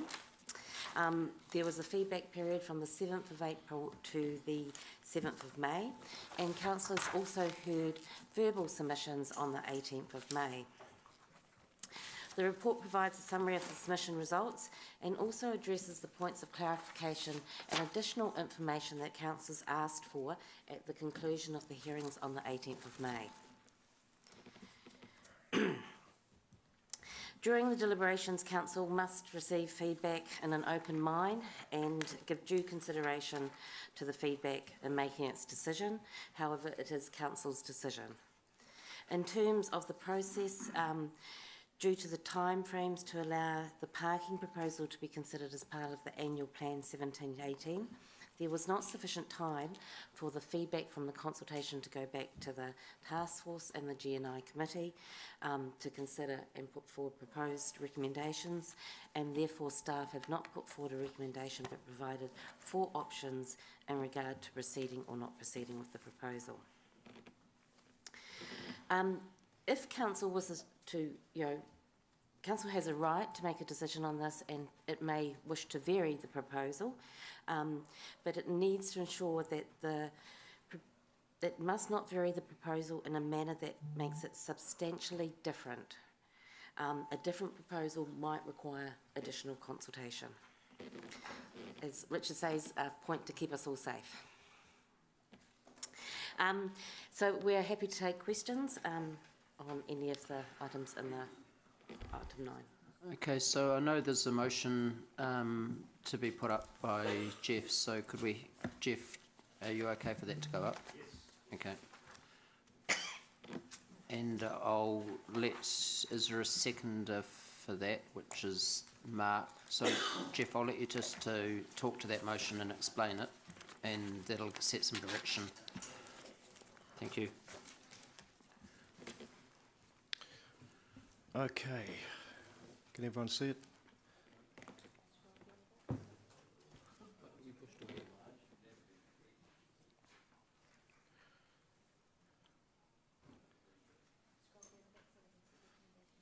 We need to get Mark on first.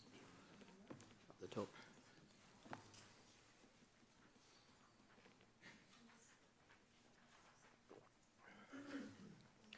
I can summarise it, but I just thought just before you start, I'll just get Democracy Manager to read it out because of the size of the print, or somebody from Democracy, and then I'll get you to talk to it, Jeff.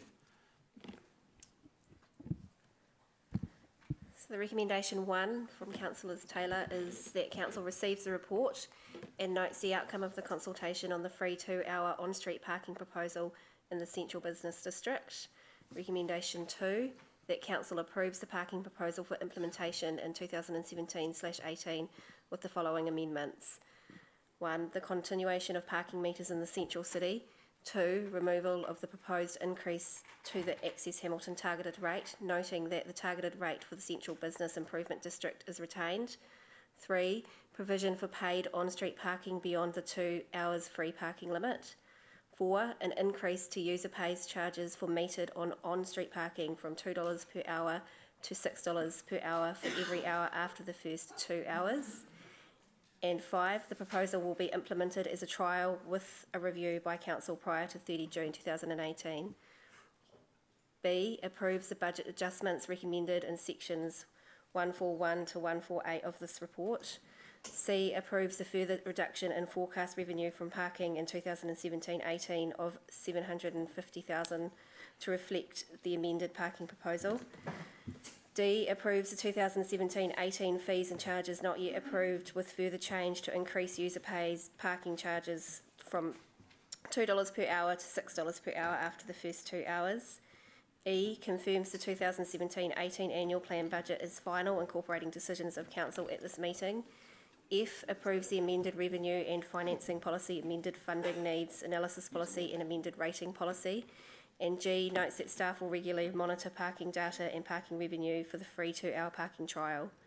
Recommendation 3, that Council notes the final 2017-18 annual plan document will be prepared for approval at the Council meeting on 29 June 2017. Okay, for elected members, if it's helpful, it's on your screen as well. So I'll hand it over to Jeff to explain.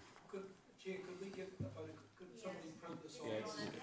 Copy, given its length? I've got a magnifying glasses. That's a good idea. It's been arranged. Thank you. Okay, Jeff. All right, just by way of a summary, so that the motion proposes 2-hour parking go ahead, 2 hours free parking go ahead from October 1 for the rest of the 2017-18 year. The motion removes the targeted rate of general ratepayers, but does implement the same targeted rate of CBD properties as was in the original plan. While the plan retains 2 hours free parking, it also introduces a strong user pays element by allowing those wanting to park on street in the CBD longer the ability to do so. If someone wants to stay a third hour or more in an on-street car park in the CBD, either using the technology, the mobile app, or by feeding the meter. If they do stay longer and don't pay, they will receive a fine. And in terms of our technology, obviously we're planning to roll out the parking sensors across the entire CBD as soon as possible. Parking meters, I'm proposing that parking meters stay in place for the foreseeable future to make it as easy as possible for people to purchase extra hours. Staff's estimated cost of the trial from October 1 to the end of June is up to $750,000, and I'm recommending that some of the operating surplus for the year be set aside for this purpose. Comprehensive data will be available as a result of our new technology, and I propose that the Council has the opportunity to review the trial before the end of June 2018 in time for the long-term plan. That's the gist of it. Will a parking app be another option to pay rather than the meter? Yes, yes. Parking app at the same time will be introduced. Okay, any further questions? A couple of questions I could ask you. First one is, would there now be no limit as to how long you could park in the CBD as long as you paid the $6 an hour after the first free 2-hour park? That's the idea, yeah. If you're prepared to pay $6 an hour for another $6, then you can stay. Yep. And the 2 hours relates to anywhere in the CBD, still relates to anywhere in the CBD in one particular day? You know, I'm thinking here of moving a car around, of preventing people from moving a car from one space to another at the end of 2 hours. That's right, it's the same. So the technology would still pick up on that car being moved around. Okay, and so if I was to park for 2 hours in one spot in the morning and then come back later in the afternoon and park somewhere else because that spot wasn't available, presumably I could do that as long as I paid $6 an hour Yep, that's correct. for that subsequent time on the same day? Yep, okay, that's right. Thank you. Thank you. Councillor Dave. Yeah, thanks. A question probably to Chris, but maybe Jeff. Decide, just in terms of the review period of this trial, is it possible technically for the trial information to come back from the first, say, 6 months of the trial back to council during, say, April next year, in time for us to factor any changes we might want in for the LTP? Yeah, the answer to that is yes. So just to be clear, what we'll be rolling out is the sensors to all the parking bays, and we hope by July this year we'll be starting to get information. So the benefit of that is we'll have some before information if this goes ahead to understand what people are doing. The data is real time, so we would expect from July that we'll be starting to get data. It's turning the data into information that we want to do and just work out how to do that. But the answer is yes, we should be starting to get really good data from about July this year. Yeah, I was particularly concerned about getting data from the effect of the free 2-hour period in time for the LTP. So in other words, data especially from February and March next year, which will be normal months once school goes back, as opposed to the times leading up to Christmas and October and November, which seems to me the first 2 months of a new trial are not going to be necessarily typical going forward. Yep, you know, we'll clearly get good data that will be available from January, February, March. Yep. Okay, thanks. Thank you. Councillor Siggy. Yeah, Andrew. Yeah, I've got a question, probably to Jeff. It's about monitoring, or to Chris as well. So when people go, so we've got the new technology now. From what I understood from last time when we talked about that, the number plate recognition might not be possible yet, or is it possible with the new technology? It's possible. No, we can do it, yes. You can do it, okay, yes. Because I just saw all these wardens running around being told, go to Alexandra Street, park number 35, somebody's too long there and hasn't paid, and then they have to run off to Victoria Street, and, you know, I don't know, do you see that picture? So if we have the number plate recognition, then of course the monitoring is much easier. Is that, so that will be rolled out at the same time? It's possibly more efficient. We still see the same monitoring regime as what we do now. We're electronic chalking. We just have better data and real-time data that could direct parking wardens to particular areas. So we don't see the monitoring as a big change. Okay. I just could see them all running all around town, running after one park spot after another. But that's cool if that's all just part of the normal regime. If anything, I think it'll be more efficient rather than less efficient. Okay, thank you. Lovely. Thank you. Councillor James. Thank you for the recommendation. Councillor Jeff, you're obviously, we're listening on the 18th of May to several people that were in here. What I want to get clear is when you're saying the Central City will still have to pay for this, it's businesses. Is it Central City dwellers as well, or Central City dwellings? It was the same as the first proposal. I can't remember how many businesses. Commercial properties. Just commercial properties. I think it was about 1,200, wasn't it? Yeah, 1,200 commercial properties within the bid area. So we've used the same bid area, and there's 1,200 commercial properties in there that would be have the targeted rate. Okay, so it excludes. So it's exactly the same as excludes residential ratepayers and excludes properties such as Chartwell Square and everything else. Correct. Yeah. Thank you. Thank you. Deputy Mayor Martin. In terms of costs, if you were using a parking building versus on street and you were moving into that third or fourth hours, what would be the sort of rough comparison? I can tell you because I park downstairs occasionally. I have a phobia with parking buildings. I always park on street, put the coin in. To park in Garden Place, it is $12 for the day. $12. So basically, in terms of consumer choice, if you're long term, the parking building is still attractive. But if you, for some reason, want to sort of have ordinary parking with a parking meter, then you have that option. But you know, but in terms of the third hour, it's the equivalent of if you were parking under the old rules where you'd be feeding the meter at $2 an hour. So basically, you know, if you go into the third hour, you are no worse off than you would have been under the current scenario. Okay. The feedback, and I've noticed the Property Council submission, you know, which they appeared, to the best of my knowledge, the Chamber of Commerce and the Hamilton Business Association. Do we have any update of their feelings or their perspectives on this?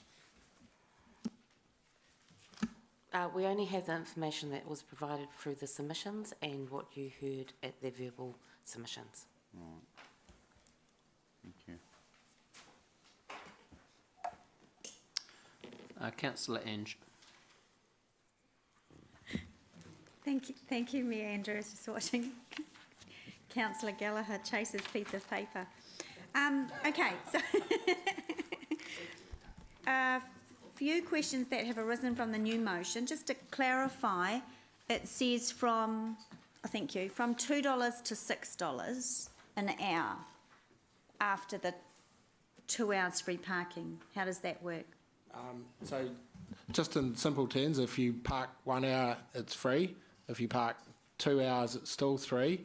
If you move into the third hour, it's $6 per hour. So it's currently $2. So I was trying to say it's moving from the current $2 per hour to $6 per hour. My understanding, the intent of that is, you know, to disincentivise people from taking it, but allow them to take it, disincentivise long-term stayers. Okay, so the ratepayer rate through Access Hamilton is being removed, and that was 90% of the 1.4 million, but that's not being picked up by the commercial CBD people. No, the proposal is to just keep the same proposal that went out for the commercial people, was 10% of any reduction. In the central city, though, just in the central city, so yes. So in the report it says the base and centre place would pay up to $15,000 extra a year to cover the shortfall. So that's gone now. They won't be paying up to $15,000 a year extra rates. That's correct, Councillor Leary, because that was their contribution via that Access Hamilton targeted rate increase. Yeah. Okay. So the whole proposal was based on this is one way that this proposal thinks they can regenerate the CBD. So moving to then $6 an hour, what effect is that going to have on the first intention, which was to revitalise the CBD? I think the stronger component of both the proposal and the motion in front of you is the first 2 hours are free. So the data that we have would indicate most people that come to the CBD do their business in under 2 hours. So it's the first 2 hours that will have the biggest impact potentially on revitalisation of the CBD. The $6 per hour for the third hour is to really encourage people who want to have longer term stays in the CBD to move into off-street car parking building. Okay. On page 42.63, in the report, it talks about that our number plate recognition survey, the latest indicated occupancy is at 68% for high demand areas. So that's us running around twice a year getting information off up and down the streets in the CBD, and I don't know how it works, take photos of licence plates, and then we look at that information and tally it up and come up with that figure. Correct.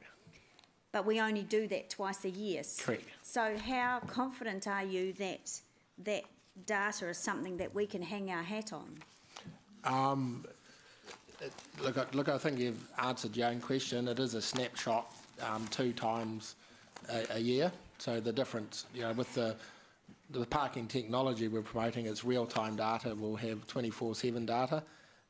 So it is a snapshot 2 times of the year. So it does tend to be reasonably consistent from 6 months to 6 months. So the previous number plate survey gave approximately the same percentages as well, so it's repeatable, so which indicates it's fairly reliable.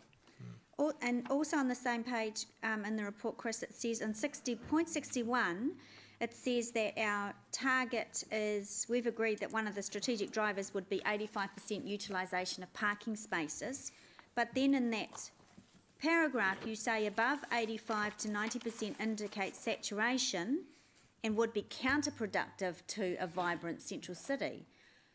If we, given that we only count twice a year, and in my experience and evidence, I would suggest that when the technology goes in, that's going to change because we'll be doing it on a daily basis and we'll be getting robust information. What effect and what are the consequences of it being counterproductive if suddenly free parking goes in and bang, the utilisation goes up to 85, 90, 99, 100%? What are the effects on the CBD if that happens? Yep. So look, we've, as staff, have consistently framed the parking strategy around that 85% utilisation and not so much around free parking because it's the utilisation factor that we need to keep an eye on. So if it goes beyond 85 to 95%, and to be clear, sometimes at peak times it's at that level now in the CBD, so those are averages occupancies you're looking at as well. So we've been consistent in saying that should be your strategy, and at best the parking or free parking is just a short-term policy to try and get better utilisation. So clearly across our whole parking stock it's underutilised. If free parking can bring the right type of people in and fill up and get more people, we're seeing that's positive, but it could very well get to a point where the car parks are oversaturated and you have to rethink your free parking. So there are some benefits, and you'll see in the motion it's termed a trial. Our original proposal was always a short-term policy as well, with real data to monitor it and maybe adjust in the future to try and keep it around that sweet spot of 85%. So wouldn't it be better then, Chris, based on that, wouldn't it be a better course of action to put in the technology, the domes on the ground, to get the data first, to really know what's going on before we did any proposal? Because we're measuring something twice a year. Yeah, so that's clearly another option, but we're promoting the task force option here of the free parking to try and get that utilisation up quickly, so there's an immediate sort of impact on vitality. So just bring back to my point, the already decisions council have made, the sensors are rolling out as we speak to get that data and that information, so the twice yearly will be a thing of the past by July, because council's already made decisions that allow us to roll out the technology, and I think all councillors have been supportive of better data, better information, so that's rolling out now. So just to be clear though, this new motion on the table is not the task force motion, this is new today? This is new today, yes. It's based on the proposal, but certainly there was never... Yep, so look, my reading of the proposal, it is the parking proposal modified to reflect some of the submissions that have come through on areas of concern. Okay. So I need to get clear on the financial impact onto the annual plan of this. So have you run the numbers with all, because this is the first time I'm seeing it, so have you run the numbers? It was 1.4 million to the ratepayers. Yep. What is it now? Yep. So we've had some advance warning of this, so we have been running the numbers. So if the proposal proceeds as the motion, it's still 1,450. That's still the same number, except it's made up differently now. We still then strike the targeted rate for commercial businesses at 10%, so that's 145,000 of that. We have reassess then, because clearly we've introduced a component of user pays now, so the third hour is $6, so we will get some user pays revenue coming in under this proposal. So we've had a look at that and we've made some assessments on that, and we've tried to evidence-base that as much as we can. We do have some really good data from Ward Street from the pay and displays there, so it's an estimate, but it's based on some information. So we made an assessment of there, so we think we'll get another $100,000 in for that. Also, we think you'll probably get some more infringement money for parking infringements and people just infringing. So we've made an estimate of that. There's another $100,000 there. So when you do all of that work, it comes down to the $750,000, which is in the motion in front of you today. So sorry, how much is it going to cost the ratepayer? It was 1.4 million. Are you saying it's now 750,000? It's still 1.4, but we're getting some more user pays revenue. We'll probably get some more infringement revenue. You're still getting the targeted rate from the commercial businesses, so that then comes down to a revenue loss, if you like, of 750,000. Sorry, I am actually confused. Sorry, Chris, I'm just not quite understanding how much are we charging the ratepayer. I get that there's now more revenue streams. So how much? Yep. So there's not going to be the Hamilton access rate isn't going to be increased. So there's no additional ratepayer charge apart from the charge to the bid ratepayers, which is no change from what we announced to consultation. So that stays the same. And then the net deficit that's going to basically result is $750,000 after that. Yep. So 750 is the answer I think you're looking for. So 750,000 charged to the ratepayer. No, there's not going to be a rates increase. It's basically just going to come off. In the longer term, it's a charge to the ratepayer, I agree, but in terms of the accounting side of things, it represents a reduction in our reduction in revenue by reduction in our surplus by $750,000. Yeah. No, I'm no clear. Sorry, I'm usually pretty good at this stuff, but I'm no clearer. I'll park that and work my way through it. Thank you, Julie. Park that, sorry. Julie, on the 3rd of May. Certainly for two, because I can't afford $6 an hour. You can have that free. Julie, on the 3rd of May at the task force meeting, you said that you had some concerns about the legal strength of the proposal because it was based on, and you said the concerns were that we can't strike a rate, and yes, the motion is on the table is different. But this is what we consult on, that we can't strike a rate simply to cover the loss of revenue. Now, you haven't touched on that legal concern that you shared with us in the report.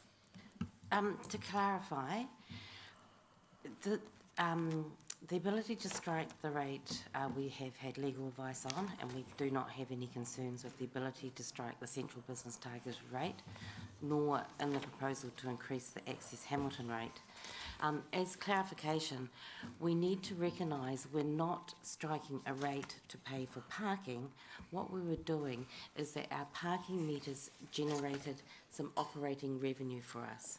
When we stopped charging if we stop charging for those parking meters, that operating revenue disappears.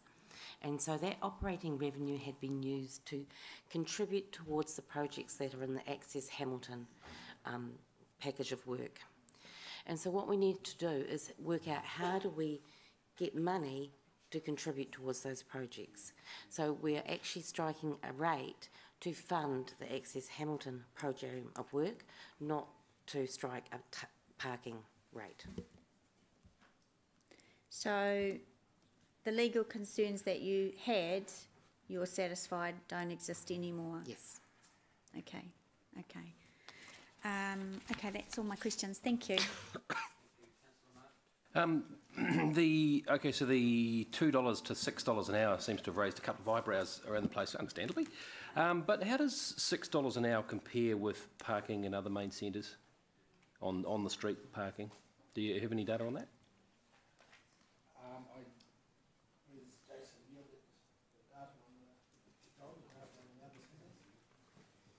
I do, if you just give me a minute, I'll... Yep, sure.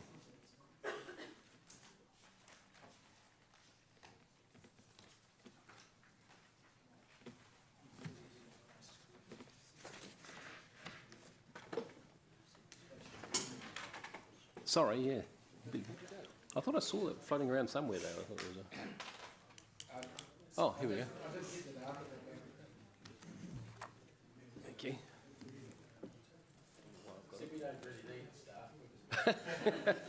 Careful, careful.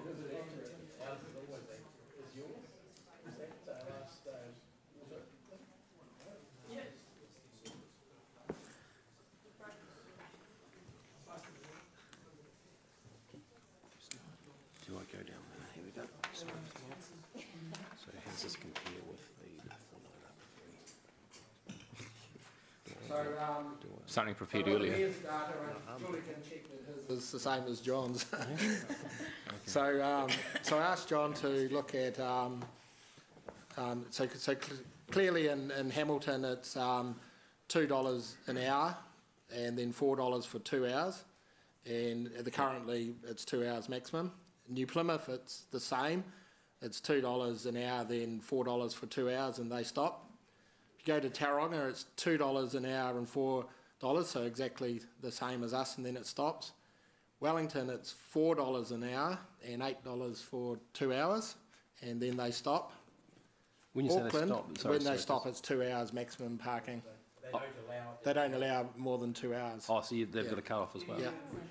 And so Auckland is the only one that's different. So Auckland is $4.50 for the first hour. It's $9 for the second hour, and then there's a big jump for the third hour. It goes up to $18 an hour. So it's $4.50 for the first hour, $4.50 for the 9, and then it doubles to $9 for the 18 hours. The third hour is 9. Yeah. Yeah. Okay. Yeah, cumulative, yeah. So it doubles from $4.50 to $9. And then the last two, Dunedin is, Dunedin's $1 an hour and then it stops, so, or $3 an hour, I think. Hey, and Napier's the same as ours and Nelson is free, so $2 and $4 seems to be things. So the only benchmark is really Auckland, where they ramp it up for the third hour, exactly the same as what we're proposing here. But you're saying that when they, just if you could be clear on when they stop, you've got to get out after 2 hours in those other towns anyway. Yeah, right? that's my understanding. And Okay. I know there might be some zonal differences to that, but this is a general answer to the question. Okay, cool. If this proposal doesn't go through and we just carry on, the spread of the sensors, now, am I right in that the sensors will only go into the blue zone, which is effectively half of the CBD, is that right? Under the where we're at the moment?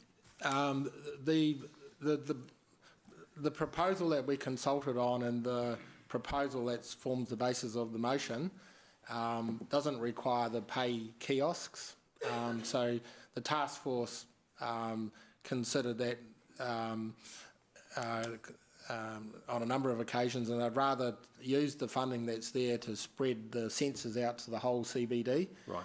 Keep the meter heads that we've got now and roll out the technology through the parking app. So for both of these proposals, I'd envisage that we'd get the parking sensors, the data across the whole of the CBD, the blue and the yellow, for the budget that we have. Okay. Thank you. No, just on the app. Now that's not immediately in there, is it? Is that a gradual process under this? No, I think the app's immediate and part of it, and okay. I've got John behind me that could talk more about that, but that's clearly the app would be there on day one of the parking proposal starts on 1 October. The app we see is a really big part of the proposal in terms of just allowing alternative ways of paying. And also providing information, sort of online information for people about where to park and what some of the parking hotspots are, etc. All right. With that app, and I don't want to get you too far out of anyone's depth here, but will it warn you when you're getting close to your 2 hour time, so you've got a fair chance to get back and either move your car or pay? Yeah, I'm sure John will kick me if I get it wrong, but yes, it's got all of that functionality. Okay. And it's an app that is starting to grow and usage around New Zealand. So it's an app that's used in Tauranga and Wellington, and it's called Pay My Park. So Wellington and Tauranga are using it as well. So we'd promote using the same app, so people and visitors are familiar with the technology in the app. Okay. I just want to tap into the implications financially, the 750,000 that you were talking about before. So that's up to 750,000 hit, or potential hit on finances if we go with this proposal.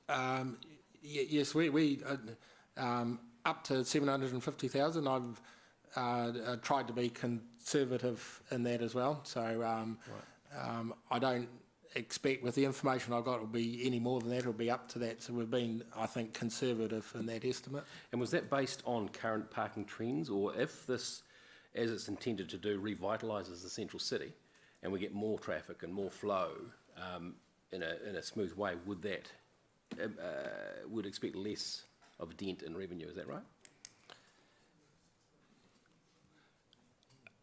I'd probably only get a lesser dent in revenue if we had a pick-up and more people parking for the third hour. Yep. So, you know, those are the assumptions we've made. The user pays as, you know, how many people would pay for the third hour. So we've made a guess of 1,000, but if of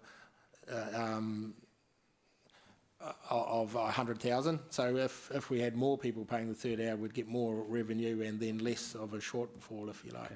So the 750,000 hit, when, I wasn't here, but when the current incarnation of the before 9 and after 3 came in, what was the implied hit then, or what was the... From memory, the reduction in revenue at that time was 860,000. 800, okay. Yeah. Right. Yeah. Okay. Thank you. Thank you. Councillor Paula. Thank you. Some of my questions have been answered, I think. So this new proposal, just to be quite clear about it, it gets the new technology, the domes across the both zones, and it gets the app up and running. Yes. So. Yep. Delivers all of that. So that's right. So that's cool. So this has got some benefits for the ratepayer in respect to ease of paying plus up-to-date data. That's what it offers, does it? Right. Correct. How does this work in with the completion of the work by the parking group? Because two things were I was interested in last time when this came up. One was seeing the complete body of work completed, because I'm interested in the commuter parking issue and how we resolve that, how we provide for the appropriate cost and placement of commuter parking, because my gut feeling is that people coming into the CBD to work are the ones that we're wandering around with at lunchtime in the shops, having coffee and lunch and staying behind, do a bit of shopping and all of that sort of thing, during the week anyway. And we want to bring many, many, many, many more workers to the CBD, because that's what's going to revitalise it. So how does this fit in with that? Because that work would get the rest of the work funded by the commuter parking group, the extra additional parks, the angle parks, get funded from Access Hamilton anyway? So clearly there's still work that the parking task force are doing, and I think the last report to council sort of listed the things that were still to do, so it still needs to happen. I think one of the what we're working in is in a deficit of information and data. So when we set up the monitoring, we've got the domes that'll be measuring what's happening on on-street car parking, but I envisage alongside that we were wanting to be setting up a monitoring of our public transport usage as well, and also our off-street car parking uses, because one of the things we might see is a transfer of people from one mode to free parking. So we just don't know, but so the information that we collect is just going to be really valuable in fully understanding free parking. Is it new people coming in, or is it just a transfer of people coming in? We just don't know. So the trial is really valuable in terms of if we set that up properly to monitor across all three of those things to try and get the interrelationship between them. Cool. So clearly there's still work to do in that. Oh, I agree. I think I'd love to see a lot more depth and evidence-based look at commuter parking and how it fits with shuttle. But anyway, that's commentary. Well, the question is, so Hamiltonians already pay Access Hamilton. The shortfall you said to Angela was 750,000. So some other parts of Access Hamilton will be slowed down, or no, I think the priority thing again, is it? No, I think the motion that I'm reading has got a linkage to another part of the report that you were looking at, where there's a reported surplus as of June 2017. Okay. So it's coming off that surplus to reduce that surplus. Yeah. So there'll be no increase to the rate to our residents and no reduction. I didn't hear that the first time we were talking about it. Another question. We're all in this because we share the view that we want to revitalise the CBD. This is as much a revitalisation of the CBD project as it is a parking project per se, because that's what's driven it. So how will we measure the other outcomes other than the number of cars moving about the shop? How are we going to measure an increase to visitors into the CBD, increased retail spend, increased people coming into the hospitality zone? Yeah. Because that's what it's all about, right? Yeah. So is there some way we can work with HCBA to... Yeah. Clearly, that's in my mind when I'm talking about setting up the monitoring to try and understand what's happening to our on-street, our off-street, our public transport, but also clearly working with the CBA on that as well. So our intent is to, by the time we introduce this, to have a monitoring framework set up, and my colleague Calvin would like to say a few words. I thought I'd give you a break, Chris. Yeah, so there has been plans for some time to work with HCBA to put in pedestrian counters, so we actually know exactly what the limits are and what our benchmarks are. We just... Again, it's just been a funding program that gets pushed out. So they were in the CCTP program as well. So it is just about how we find the funding, put those in place to start that program. So that area of monitoring is could be a partnership, but needs some funding attached to it and some support. Is that what you said? Yes, and we've looked at it either from a business support perspective or council or joint funding. So we just need to get together and pull that together. It's been put up previously, I understand, before my time was taken out, and now we can bring it back. The other aspect, Councillor, it's a really good question. We are in a data-rich world now, and one of the strategies we have as an organisation is trying to work out how we can better leverage data sets that are available, and there is so many layers of data available in the community now that will actually support us in this. So not a direct answer, but as we go forward, we're going to become more and more data-rich, will enable us to become more responsive rather than waiting 6 months for data and 3 months for data. We hopefully have just-in-time information as well, and in fact, I'm pursuing a angle right now that will hopefully give us that information. Yeah, well, that gives me some comfort, because I'm interested in data that matters and tells us something, and counting cars alone wouldn't answer what we need to know, would it? The money would be good, wouldn't it? To know well, that's what I'm asking, because when will you be asking us for the money to do that more holistic? No, I'm saying, sorry, Councillor, I was saying that actually having information on the money that's been spent would be valuable, and that's what I'm trying to... Yeah. But Kelvin said we need to resource that bit of work, so I'm just asking you when... Yes, we do, but there's some stuff we can negotiate over. There you go. He's going to negotiate with you so you can do that work. Brilliant. Thank you. I think that's all my questions for now. I was a bit... no, I'll leave that for comment, but those questions. Thank you. Councillor Jeff. I want to test my understanding of the tenor of submissions that we got with staff, if I could, just in terms of does this motion respond appropriately, as I hope it does.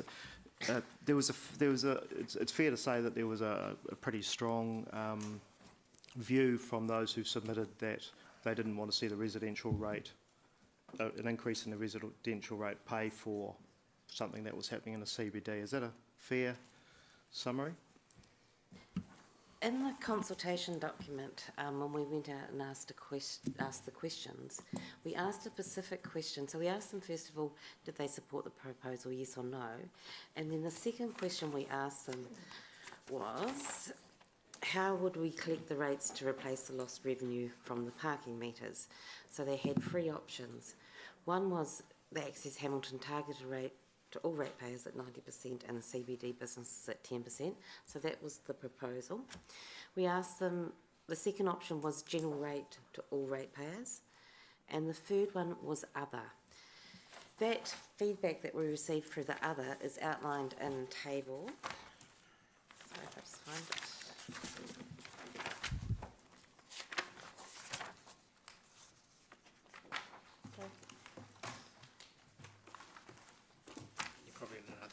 It is in the other report, and I'm just looking for it. Thank you.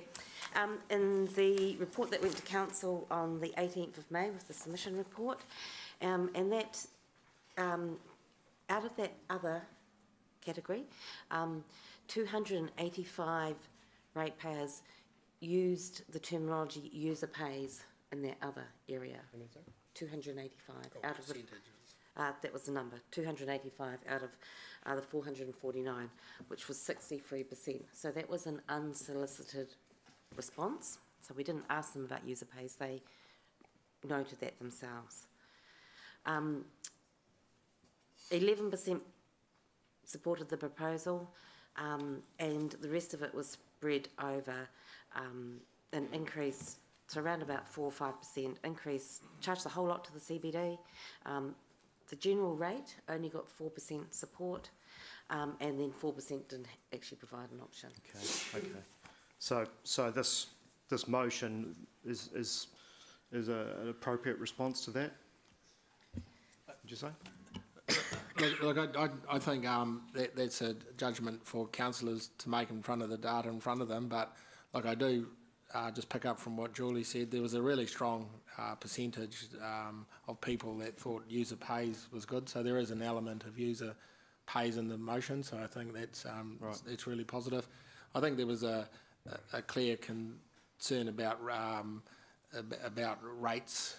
You could read into that rates increases. So this proposal is not proposing rates, but to be clear, there still is, you know, a rate payer component of this. Sure.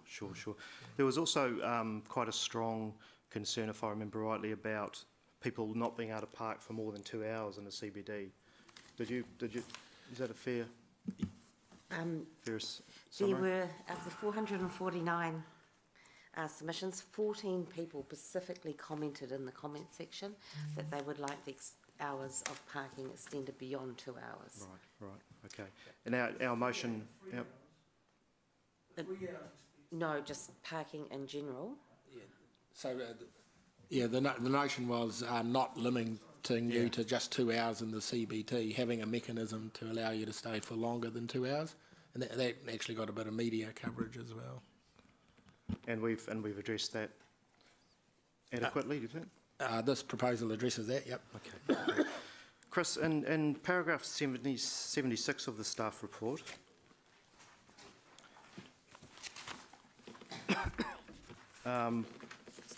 there's a comment there, just near my glasses, where it says a staff view is that if utilisation of the on-street parking was to increase and commuter abuse could be managed, then this must have a positive impact on the CBD. So that's in your report there. Do you think it is likely that the on-street parking will increase under the 2 hours parking? So my answer to that is yes, I think it will increase. My concern about that is it'll increase so we go beyond the 85%. So hence why I'm really happy that we're focusing on the 85% and we'll change to reflect around the 85%. So look, I think free parking will fill it up, and one of the issues we'll have is what type of filling up we get there. So I think the desire from the task force is to have shoppers and visitors in there rather than computers. So dealing with the commuter abuse is the term that was used, but dealing with that, we want the right type of people in to vitalise the CBD. And picking up the point, the commuters are a big part of vitalising the CBD, so I'm not saying that. It's just more appropriate that they're in the off-street car parks. I think the other issue we just want to keep an eye on, is it just a transfer of people into the on-streets from public transport or from off-street car parking? And we don't know, so the data will tell us that, and we'll know finally. You know, free parking's been an issue ever since I've been in council, so this will be the first time we actually get some data to be able to make the data into information, into insights. My chief executive keeps driving into me. Right. So CBD starts to fill up with a lot more utilisation. We had 85%. Would we not then, with the data that we have available, have sort of levers that we can pull basically to change things? You know, to set aside areas for commuter parks, maybe. You know, to start charging in various areas. Do you see that happening? I can see with data and the flexibility to do things like going back to charging, I can see the ability to make smarter decisions than what we're able to do now. Yeah. Because we just don't have the data now. We deal with perceptions and not evidence and data. Okay. Just want to touch lastly on the submissions from the business community.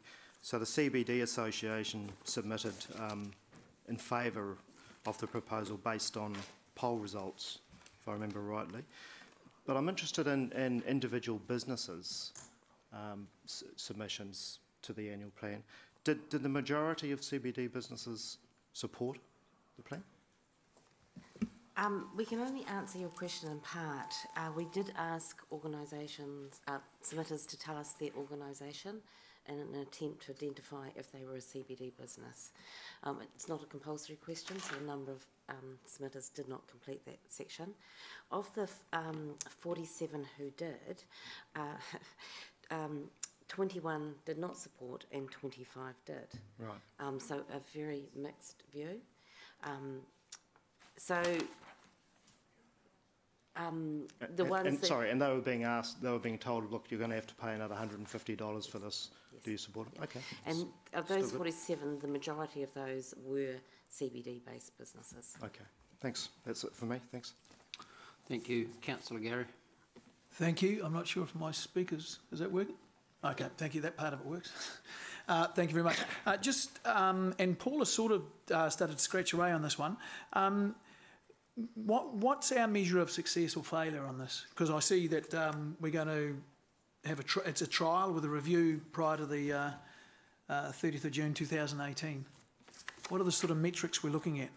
Because the goal is to improve the trademark word coming up, thriviness of the CBD. I don't know. Look, I think you're correct when you said Councillor Paula started to scratch the surface of that one. So I guess the first cost measure of success is if we can get the utilisation of the whole CBD up. So if we get that up, that means there's more people in the CBD, and it's only then an assumption that they're in here and they're helping with the revitalisation. Can I give you a really good example of that? My old business, Les Mills, 2 hours free parking for a gym goer is absolutely perfect. Yeah. You'd come in, have your workout, have your shower, and be gone. Yeah. And the thriviness of the CBD may or may not have been added to. Yep, we'll put some P10s down there now.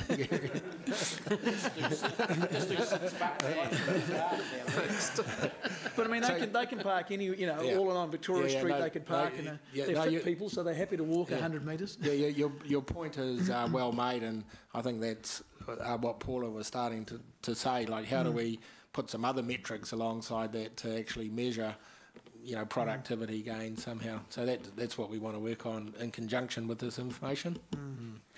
And my rationale for that is,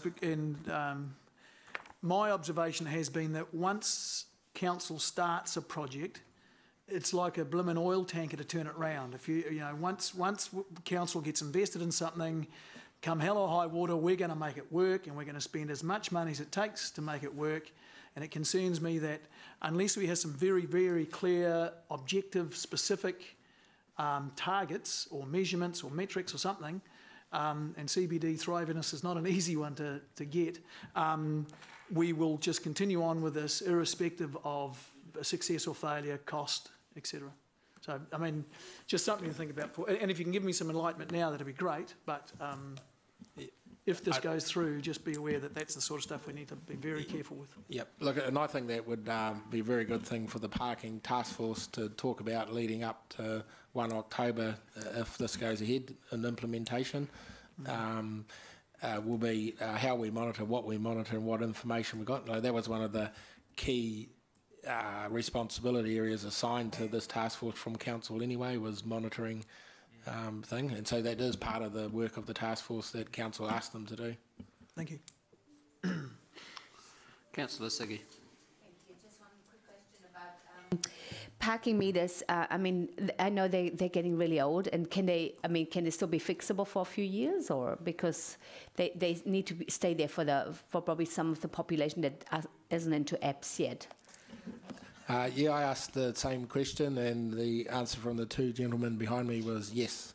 Great. Okay. Can they fix the ones in on Victoria Street outside Celebrating Age, please? Yes. Because they don't work. Thank you. Right now, John, get out there, mate. Leo. This proposal still covers the hours 8 a.m. to 8 p.m, does it? Correct. So will that mean then we'll have to have additional resources? Because my understanding at the present time is that parking wardens finish around about 1800 or 6 o'clock. We had anticipated that we would need meter coverage probably to 6 p.m. at least, with the 2 hours free parking.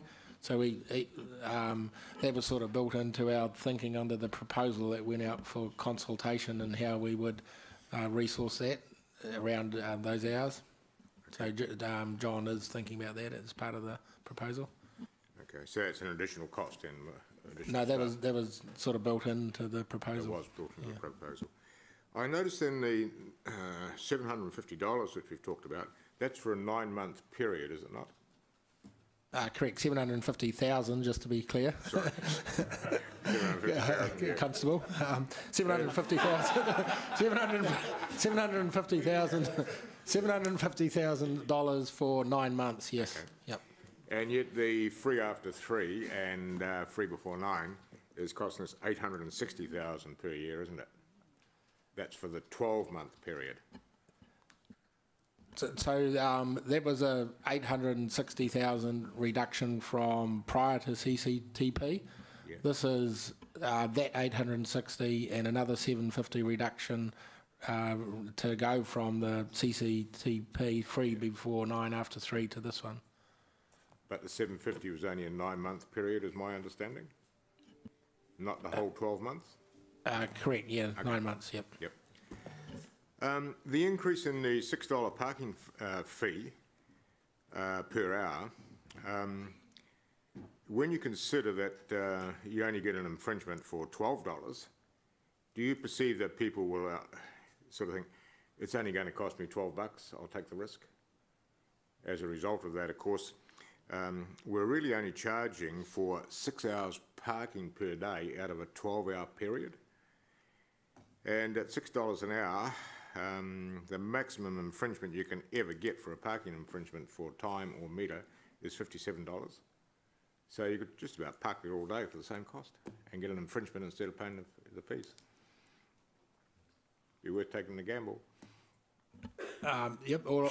My only response to that is we'll have good data to know whether that happens or not. Yep. But until you actually get somebody on the ground to actually enforce that, nothing happens. But we've got better technology as well, though, to be able to enable us to pinpoint that as well. We've got the technology. Well, the only thing with ANPR, which is your automated number plate recognition, is that it is an automated system. That's all it is, compared to a manual system. It's not the magic bullet I think we think it is. And I've used it. So. That's me. Are we allowed to tow? Can we tow cars? Are we allowed to tow? Anyway, moving on. If somebody sat there all day, didn't pay. No, I don't think you would be able to. It'd just be infringements that Councillor Tooman's talking about. Yeah. If they're illegal parking, yes, or if they're putting safety at risk, yes, but just overstaying, I think, is just infringements. Yeah. Councillor Martin, Deputy Mayor. The news will be approaching Constable Councillor Leo Tooman about how to outwit our parking system with his knowledge. I think there's a really good column that's going to come up that you'll be writing for us. Do some maths and figures. My question is, someone like me comes into town and I'm I'm one of these sort of traditional coins in the ashtray, feed the meter. As I understand it, I can't, and I'm intending to stay for 3 hours. I can't feed the meter straight away. I have to come back after 2 hours to feed it. Is that right? How does that work? I think that's correct. I think that's correct. On the current with the current technology. With the current technology, yes. If you had the nice play and display down in Barton Street, probably could be adapted obviously easily for that purpose. Would that be right? I'm just looking at different technologies. Parking meters won't do it. Pay and displays would. Yeah, we would have to look at that. I'm not sure of the answer to that yet. But fundamentally, you're right. You'd have to come back to the Duncan meter heads to pay for your third hour. And if I'm a McPherson, I then use an app, and once that's developed, then I could do that at the very beginning, presumably. It's certainly in our mind to develop strategies for promotion of the app. Like I think what the task force group wants is a good uptake of the app, so there may be good opportunities for promotion, maybe our wardens for a period of time, finding people like yourself, Councillor Gallagher, on the street and just educating them and showing them how easy the app is. So I'm not being smart. They are the discussions that we've been having about how we do that. Oh boy! I hope you pay them some special stress bonus to try and do that. Well, as soon as I've learnt how to do it, Councillor, I'll come and talk to you. Thank you. Councillor Gary. He's on his app. I don't know. Sorry, I didn't push that. Councillor Rob. Just clarification around Leo's questions about the cost, the $750. I presume if that's annualised, that's $1 million, and that should be the comparison with the 1.4 that we used in the documents that went out for consultation. So the annual revenue cost to council of while it's $750 for 9 months, it's actually $1 million for a year, which then, on a comparative basis, is the difference between the 1.4, which was in the consultation documents. Is my logic right there?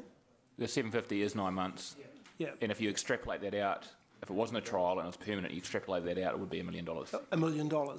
So that's our comparison back to the $1.4 million, which was used in the consultation document as being the cost of the 2-hour free parking. Yeah. Yes. The gross cost of the 2-hour free parking. Yes, that's correct. Okay. So I just wonder if the motion could be a little bit clearer that the 750 is for that shorter period. The other area in terms of the discussion and the questions that we've had that just concerns me and perhaps is missing from the motion, and I wonder, with permission from Councillor Taylor, we could include it, is because it's a trial period, I just wonder if we can build in some mechanism for consultation during that 9-month period, for consultation with the Central City businesses, so that we can get some feedback as to how successful the trial parking arrangement has been, given that we're kind of getting mixed messages around the country as to how successful the free parking's been in other centres. And I have worded something up here which may or may not be acceptable, but if I could read that out, happy to do that. I'm just thinking in G, if we added for the free, where the staff regularly monitor parking data and parking revenue for the free 2-hour parking trial, and will establish and maintain regular contact with the Hamilton Central Business Association to assess business benefit from the trial period, business benefit gained from the trial period before the implementation of the long-term plan.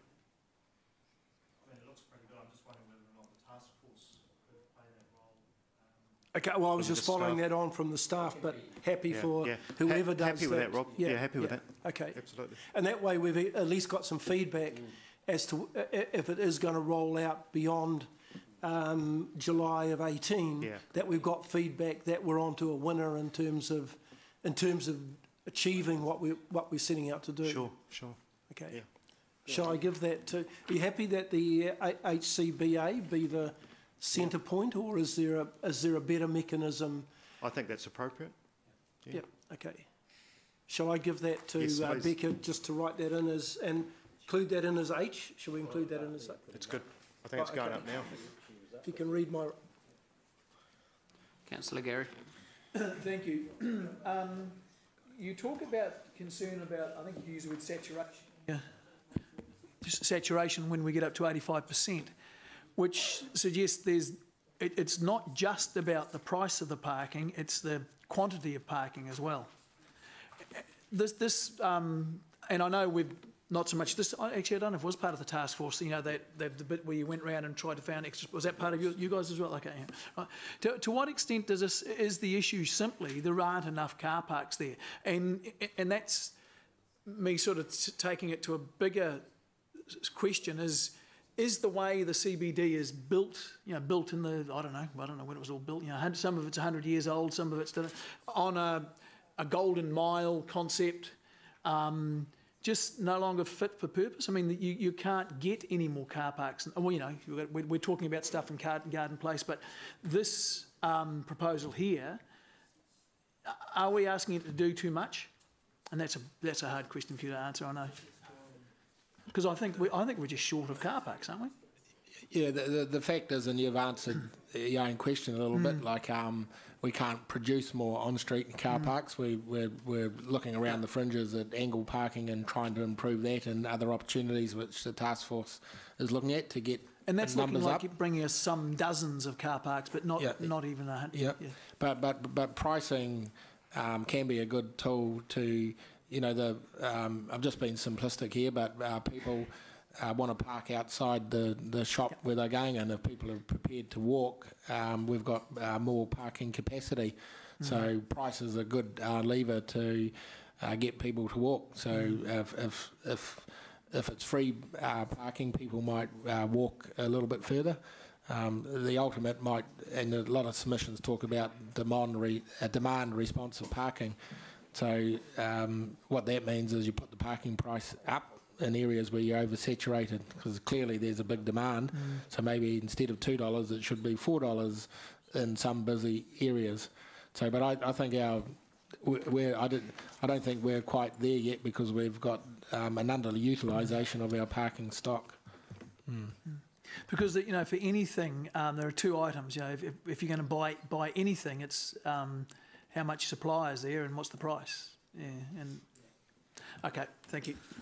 Okay, so we're moving to debate, and we're debating recommendation 1, recommendation 2 down to A, point Roman numeral 5, and then we will move on from there. So, on your bit of paper, recommendation 1, recommendation 2, points A, Roman numerals 1 to 5. So we'll hand over to Jeff, who... Sure. Are we not... You've just put a line above B. That's right. Down to... Yes. So we're only debating that at the moment, is that right? We're only debating, yeah. So it's parking at this stage and recommendation 1. And that's because the decision taken around parking affects the second parts of the recommendation. Okay. So there's no debate on that recommendation 1 then, is there? Well, it's part of the parking. We put them together. Yeah. Okay, so a line above B, which we will come to after this. So Jeff is the mover. So could you put the recommendation on the screen and take everything as So hang on, just to be really clear here, you're debating recommendation 1. Have you the bit of paper in front of you? Recommendation 1 And recommendation 2 down as far as Roman numeral 5, which is the parking. Okay. Well, there will be no debate around receiving a report. Okay, all right. So any debate on 1? Okay, put it to vote. All those for? Any against? Carried unanimously. Okay, now we're debating recommendation 2 down as far as 2A only. Okay, which is the parking concept. So, yes. Does that mean that Rob's adjustment would actually come up as Roman 6 as opposed to H, because it's regards the parking specifically? No, that was under G. Yeah, it's under G at the moment. So that yeah, so would it be more appropriate to debate it under this particular debate? Well, it's not, that's part of the motion now, isn't it? Rob's yeah, but it's really an after effect, isn't it? Yeah. In terms of if the free parking does get approved, yeah, yeah. then this is one of the tasks. Yeah. So I think it is in the right place. Okay. Yep, fine. Okay, thank you. So, Councillor Jeff. Yes. Can I just have the process clear, Mayor Andrew? Yes. We're not actually debating recommendation 2 because that hasn't been moved. We're debating the motion put up by Councillor Taylor in place of recommendation 2. Okay, so yeah. Yeah. Yes. So recommendation 2, no one's moved that. So we're debating this, which is the same subject. Hang on. Okay, so we've got the mover and seconder for recommendation 1 was Councillor Jeff and Councillor Mark. That's now been passed. Now we're moving to recommendation 2A, which is the parking debate, and we have the same mover and the same seconder. And then we move on to the part 3, which will have the same mover and seconder as well, but we're taking them as 3 different votes. Okay. Happy?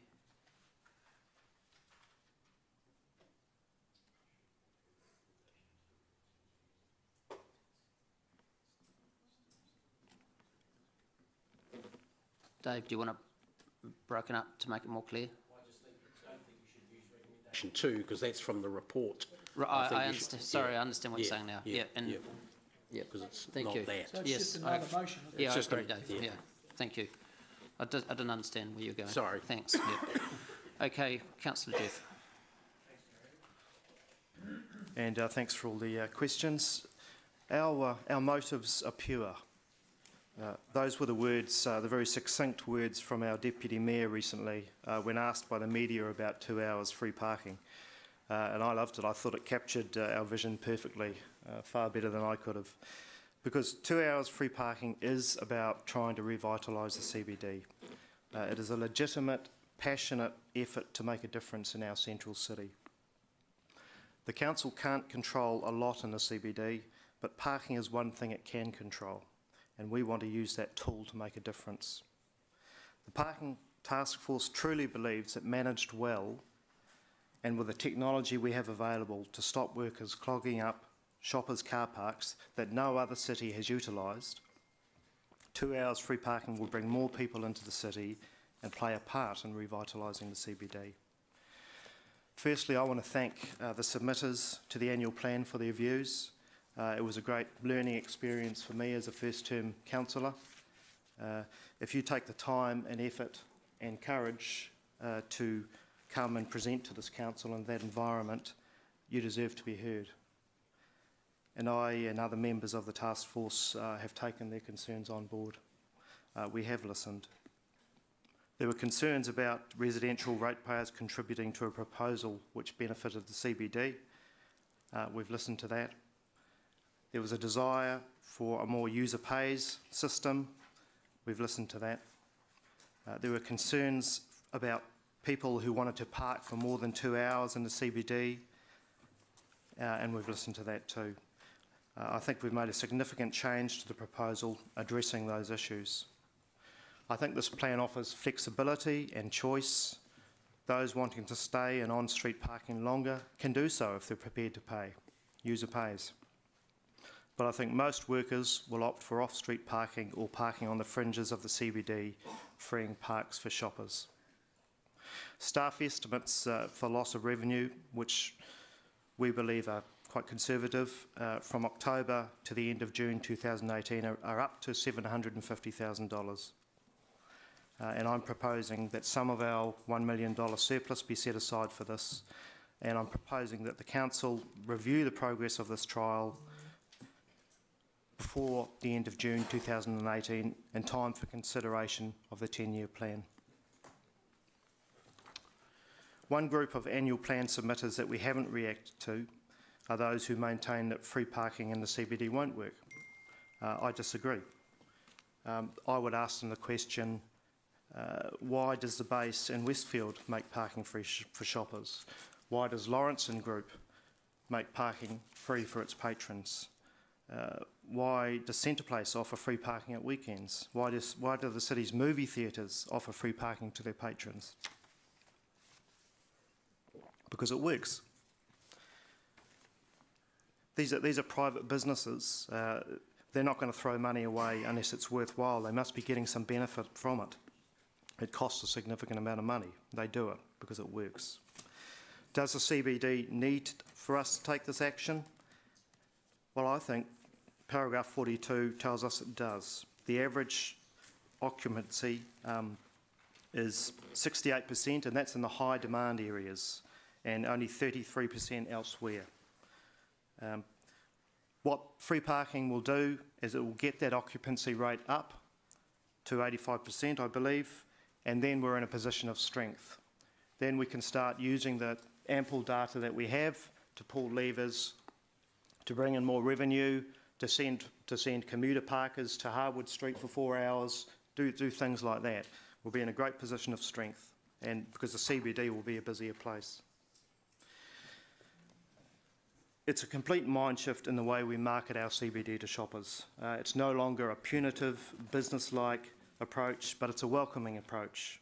That's what free parking is about to me. So in summary, I think myself and other task force members have listened carefully to the submitters and have continued to work hard to develop this plan over recent weeks. We believe we've come up with a pragmatic, practical solution, and I urge my fellow councillors to support this and allow this plan to get underway. The risks are minimal, I believe, and the possible advantages, regaining a thriving, humming CBD, are exciting. They're huge. Thank you. Thank you. Councillor James. Yeah. 1 second over. Look, thank you, Jeff. Look, I have my concerns that this proposal will not revitalise the CBD, but I'm glad this new council was willing to give new initiatives a go.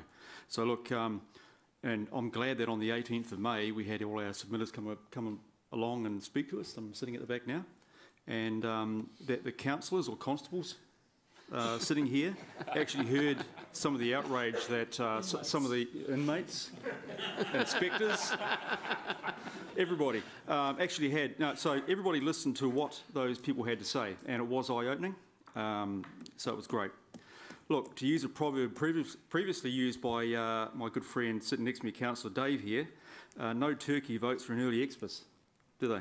So I think with the previous proposal, it could have been a little bit of political suicide for some councillors.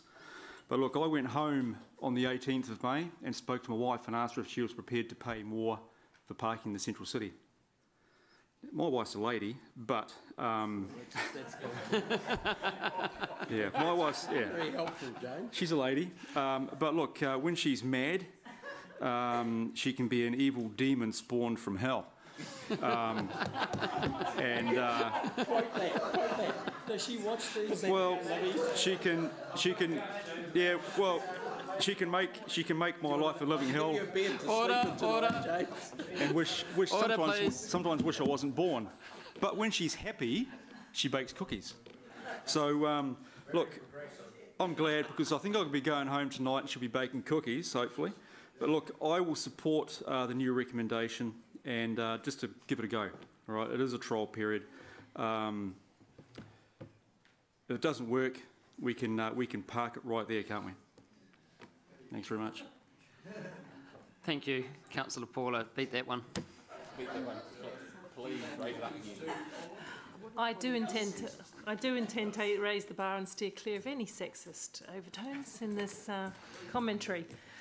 Look, it's interesting because this is a resolution about parking, but it's as much about the CBD as it is parking and always has been. So I'm very keen to see the revitalisation of the CBD, and to me this means more commercial activity, more retail activity, more hospitality, and of course more visitors coming in and out of the CBD. I want action, and I want the right action. I want good data, but I want the right data. Like the community at large, I have mixed feelings about this body of work, and I think I've been fairly transparent about that, because my gut feeling is that what we need to do with the CBD is to bring more people, but we also need to create an attractive, functional place, not just a place that's easy to park in. Having said that, I very much support the use of technology, and I want that in place as soon as possible, because that will give us some data that is timely and hopefully accurate. And I certainly think we need to work very hard on getting a body of data that measures the revitalisation of the CBD, not just the movement and numbers of cars that are coming in and out. So I did take on board the submissions from the HCBA, who speak for businesses, and some of the other business submitters, well, all of them. I read them all, and I take on board their views. This is a trial. I think we must think harder, actually, about those who work in the CBD, because they are the lifeblood of the CBD.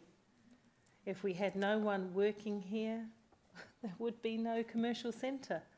We need to get as many people coming into high-quality buildings, offices and buildings, as possible, because they're the ones that are going to come in and not only work here, but experience CBD activities during the week.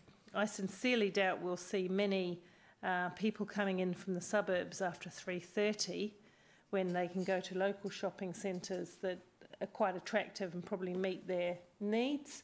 But I'd like to see more people coming in on the weekend. And I know I'm talking about the CBD more than I'm talking about parking, but this is what this is supposed to be delivering. I was really pleased over summer to see a number of weekends in a row. I think there were 3 or 4 weekends in a row where there were activities in the garden place attracting people in. And I want to make it easy for people to come in and participate in those events. There was a 3-on-3 basketball thing that looked really cool. There were the murals and many other things. In making this decision, I'm also considering that Hamilton Access places emphasis on multimodal journeys and moving away from a pure focus on motor vehicles into other modes as well. The Western Rail Trail is awesome, needs to be connected right into the city. I'm looking forward to that. So we need to look at how we make it easy for people to access the CBD using the walking, cycling, passenger transport. And then again, we need to think about the visitor, the people who drive into Hamilton from overseas, from out of town, and this is their first view of our CBD. So we want them to be able to come in and park and go to the eyesight, maybe have a coffee and some lunch, but actually even then it's more than that. It's about the whole total experience of the CBD, and that's where the river plan and those other aspects that we're considering right now are so important, because we don't want them to drive in, park for free and think, there's not much going on here, don't know why I'd stay. Right? So this is actually really complex. And look, I'm in mixed feelings about it, just like the community, but because it has no impact on the ratepayer at large, apart from the CBD who've spoken and said, by and large, they're happy to wear it for a while, I'll support a trial, but I'll be watching very closely, and I really will be drilling into the evidence that the data brings us. Thank you. Councillor Gary. And thank you for the guys in the parking task force. I know it's been a hard job, and it's a This is nearly, well, you're not finished yet.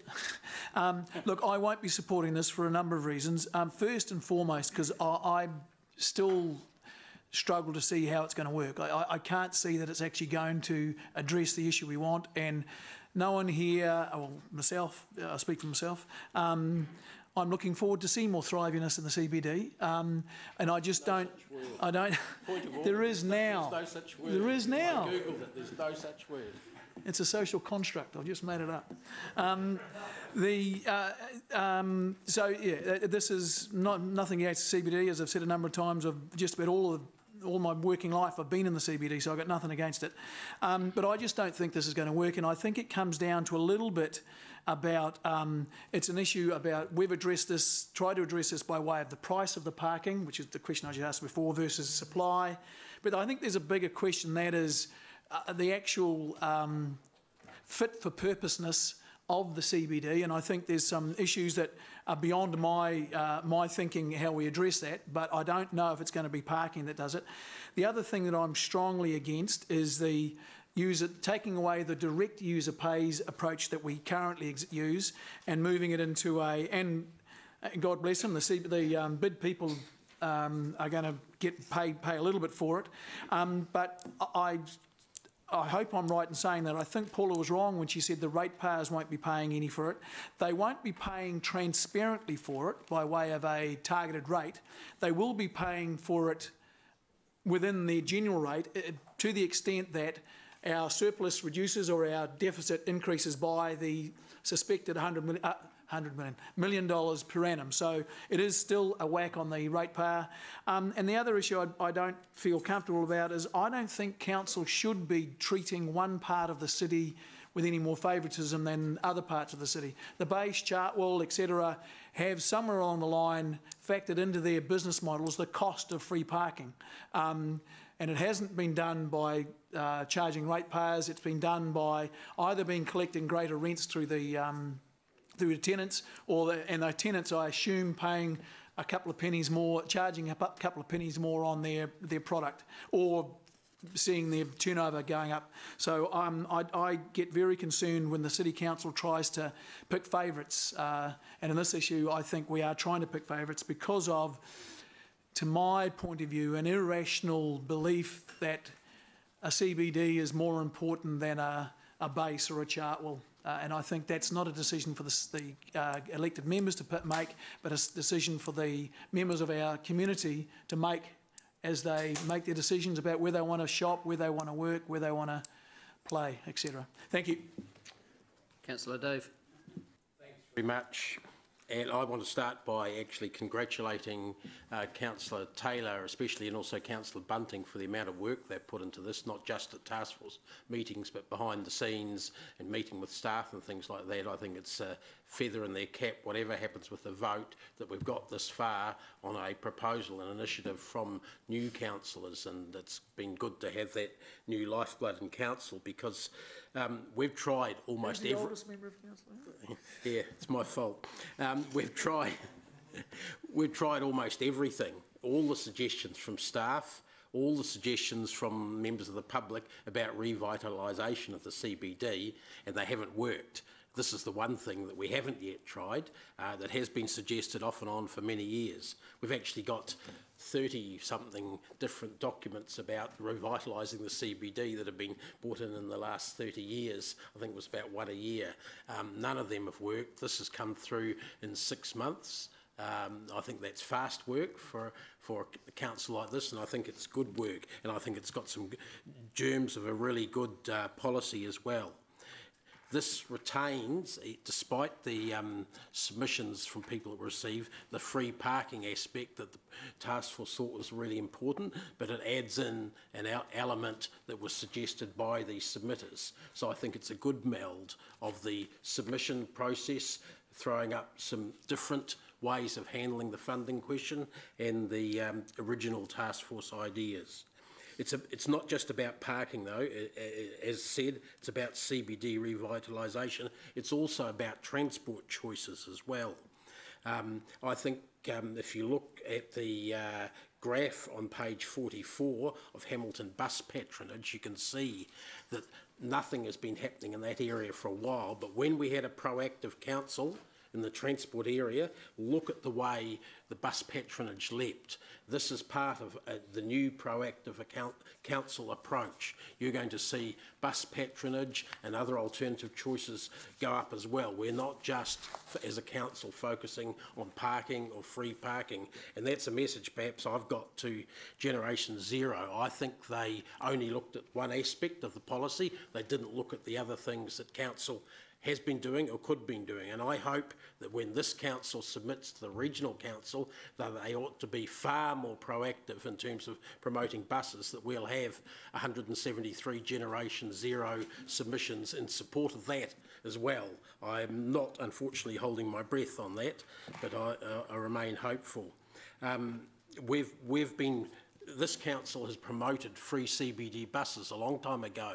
Cycleways coming into the city over the last few years, we have actually done some work on that. Better walking choices in the area, for a long time we've been promoting that. The parking part is actually the late approach that council's made. I think that this council has probably not had the balanced approach to transport in the CBD that we've suggested we should have. We've tried to push aside the private cars, tried to do everything else. Well, that's not, I think we've always really known that that's not going to work by itself. We've got to have a balanced approach. While we're promoting PT, public transport, and cycling and other active forms of transport on the one hand, we've got to, on the other hand, make it reasonably easy for private motor vehicles also to come into the city, and I think this contributes to that. I think the fact that we've got new technology in there is good. It's a bit disappointing that we're not getting rid of the parking meters, or at least I'm not disappointed, but the Classics Car Museum is disappointed because they're not going to have any of those parking meters to stick in there for another year or two at least, at the earliest. But look, the fact that we've got a review period and a review proposal and some monitoring that Rob suggested built into it, I think is a good idea, because it is a trial, and with a trial, you're not 100% sure what's going to work best. You have a good idea, and you monitor it, and you see what happens, and you can rejig that, and we're going to receive information, staff have confirmed this, back in time to inform our LTP 10-year plan decisions about this time next year. And I think that's good, because we will be able to have a better idea of whether it's working or not. Finally, or two final points I'd like to add.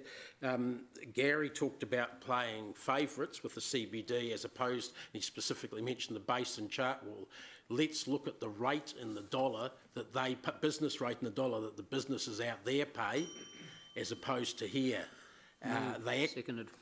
Thanks. They actually pay a lot less out at the base. We measured it at 1/14 of the rate out there as to what some businesses pay in the CBD for their rates. We are already, not by design, but by accident, giving the people, the shopkeepers or the owners out at the Basin Chartwell a much better steer. They're already getting that favouritism. Here, it's actually, even though we're trying to redress that imbalance a bit, we're not going all that far towards the CBD. Believe me, you have a look at those rates differences.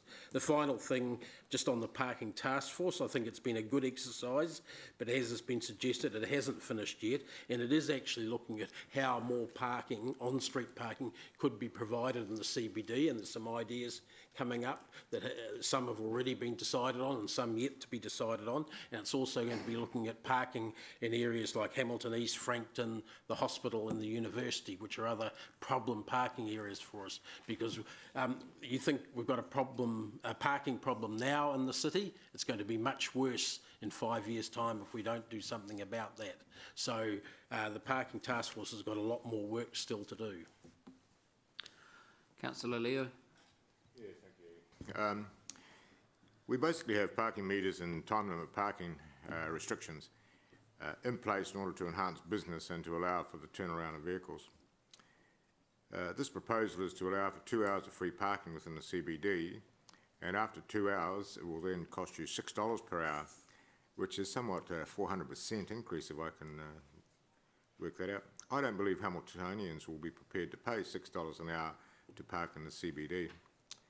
The submissions we heard here on the 18th of May, when we had 449 submissions received, 82% of those submissions did not support the proposal for 2 hours free parking. 173 submissions came from Generation Zero, and their survey showed that 95% did not support the 2 hours of free parking.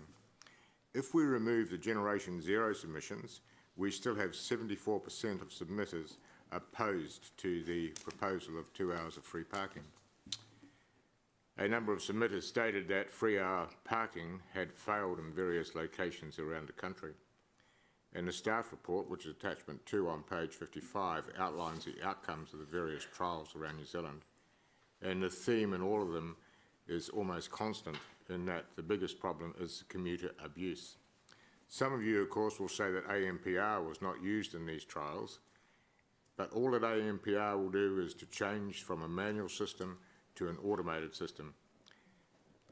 At the Growth and Infrastructure meeting on the 9th of May this year, the Service Performance Exceptions report showed that the percentage of on-street car parks in the central city high-demand parking area that are full between 10 a.m. and 4 p.m. on weekdays was 70%.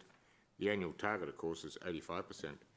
So according to my calculations, we therefore have a 30% unused capacity as far as parking is concerned within the city. The Generation Zero submission, which was presented by Aaron Wong, really summed up what the future generation wants. What they're wanting, of course, is to reduce the number of cars in the CBD. They support 30k zones, speed restrictions within the CBD. They support shared space to promote pedestrian, not the car. And young people, of course, use Uber, they cycle, they use public transport and walking as their main form of mode of transport. Therefore, do we really need to turn the CBD upside down with angle parking and increasing parking spaces? The future of transport in New Zealand is going to be the self-drive vehicle, and it will just be a matter of time before we don't really need any car parks within the CBD. What we must do, of course, as elected members, and remember these are the people who actually put you there, is we must listen to our community. And the loud, clear message I got from my community is we don't want free parking within the CBD. So I say, let's drop-kick the proposal now. Councillor Ange. Thank you, Mayor Andrew.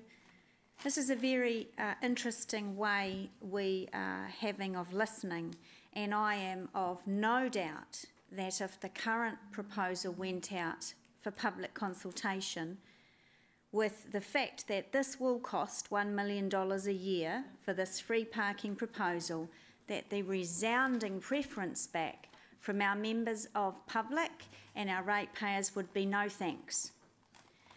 You know, one of the things that's been missing from this is simply this, and something I've asked every person that has spoken to me about this.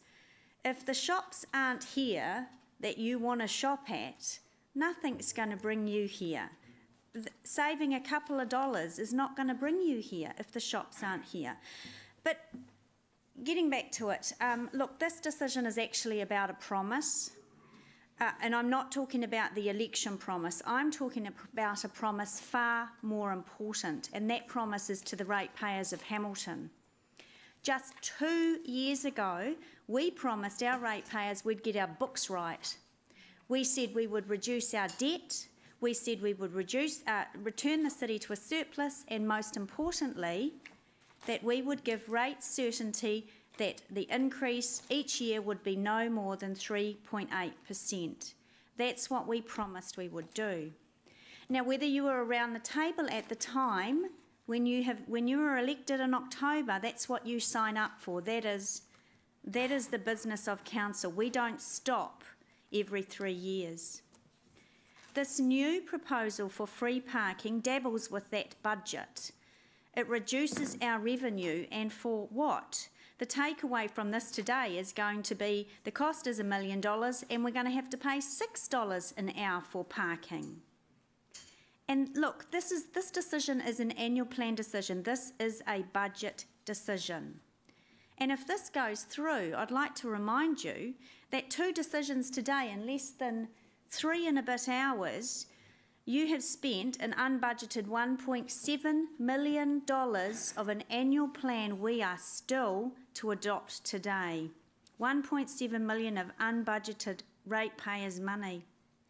So it's interesting to say that one elected member said this has no impact. You know, say goodbye to that proposed $1 million surplus that's in the Chief Executive's report that we'll be discussing soon for the Conservative balancing the books measure, because you've just spent it. And if we do everything we have asked the Chief Executive and the organisation to do in the annual plan for 17-18, that is exactly what will happen. Otherwise, I guess somewhere we're printing some money in a special little room. As governors, we must, in the course of our decision making, give consideration to the preferences of the people affected. And the preference is pretty clear, as are the people affected, which is every ratepayer in Hamilton. And to truly listen and support their preference would be to vote no to this proposal. Councillor Robb. Thank you. Look, I also, like Councillor Dave, would like to thank the task force. I think any group entering the parking debate is entering what is a very, very thankless task. And it's certainly been something that's been on the agenda of this council, I think, for as long as I can remember. But like Paula, I also support the CBD revitalisation. And I guess some of the concerns I've got is that the evidence of success in free parking where it's been tried in other cities is not clear. And I think in addition to that risk, Gary's also highlighted the fact that there is a cost to council, and that cost over a full year, as other councillors have alluded to, is around $1 million. The other risk is the confusion that could arise if the trial is not successful and changes need to be made back to something that was similar beforehand. And it was interesting, when I was clearing out my old car to make way for a new car this week, I found in the glove box some parking coupons for Hamilton City, which I think came in the 1980s. So I must see if I can still use those. And there's also the story of the parking meters being pulled out and having to be put back in more recently than that. Look, the success of a modern CBD during the day is around attracting workers to the CBD, who come to the CBD and stay all day. I'm hopeful, but not overly optimistic, that the work of the Effectiveness and Efficiency Task Force, whose terms of reference were approved earlier today, does not hinder in any way the CBD growth by destroying the robust rules in the partly operative district plan. I think that free parking may be part of the formula, but there's a lot of other things that are likely to happen that should not, or be very careful how they happen, if we are to keep the CBD at the level it is and grow it.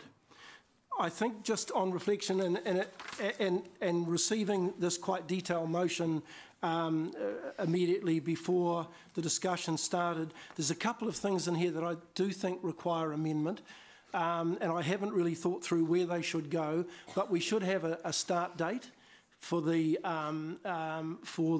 trial period, which isn't in the motion anywhere. I think we're assuming that it is the 1st of October, and hence the confusion over the 750,000. And I think around that 750,000 in C, and I know we're not specifically debating that now, it needs to be very clear that it is for the 9-month period, because we do talk about figures, and we compare them to other figures which might have been already annualised.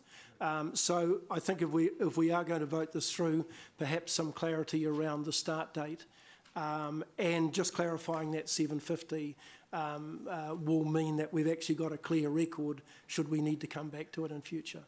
Thank you. Councillor Mark. Thank you. And first of all, I'd like to make an open offer to Councillor Casson to use my couch tonight. When someone comes up with an idea of a cartoon, you generally see a light bulb above, in a cartoon, you see a light bulb above the head. And it was Thomas Edison that was credited with inventing the light bulb, but it didn't just appear, just like that. The story goes, actually, there's a really cool story that is very pertinent to this debate, and that is that it was a dark night, and Thomas Edison hadn't yet come up with a light bulb, and in his home-based factory out the back lay about 300 inventions not yet finished, a higgledy-piggledy jumble of creative genius. At about midnight, his wife was awoken by this orange flickering outside, and it was flames. And she reached across to her husband to wake him, and to her horror, she realised he hadn't even come to bed yet.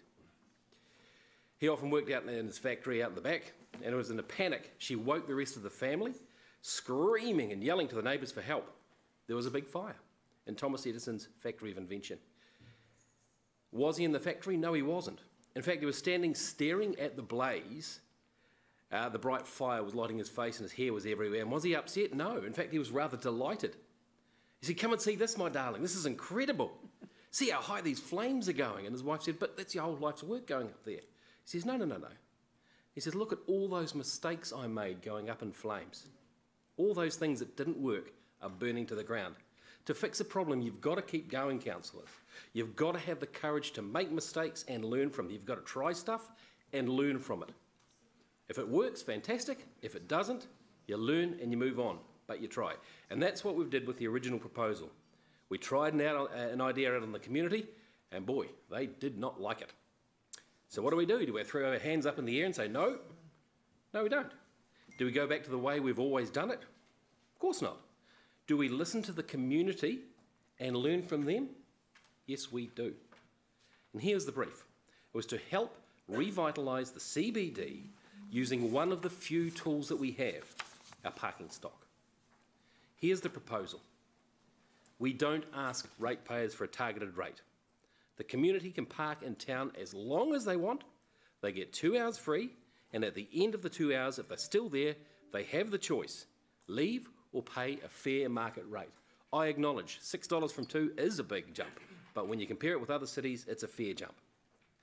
I argued passionately originally for the original proposal going out to council for the same reason that Councillor Young did, so we could have an honest discussion with the community. And we got honesty back in spades. I argued that this $26 was actually a fairly good deal for the ratepayers. The community didn't agree, and I'm really glad they didn't agree because they gave me that message loud and clear. They had the opportunity to disagree under the way we did it, and that is what public consultation is for. We asked the question, we got the answer. But a very important part of asking any question is actually listening to the answers you get. Sometimes you get answers you like, sometimes you get answers you need to hear.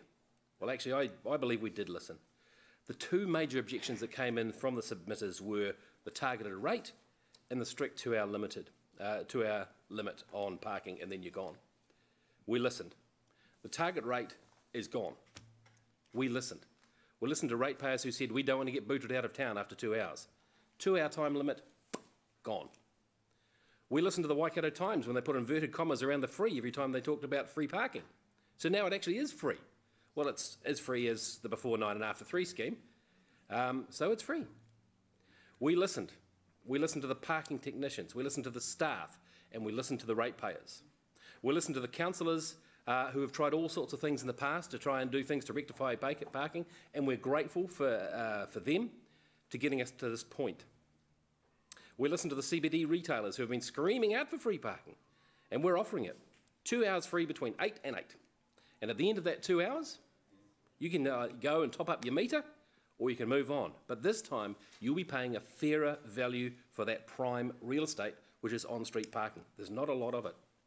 We'll listen to the workers who said they'd like to park in the streets for more than 2 hours. Well, yep, you can. If you want to, you pay a fair, decent amount. We'll listen to Councillor Superintendent Leo Tooman, a man for whom I hold enormous respect, when he talked about the meters getting taken out and put back in again.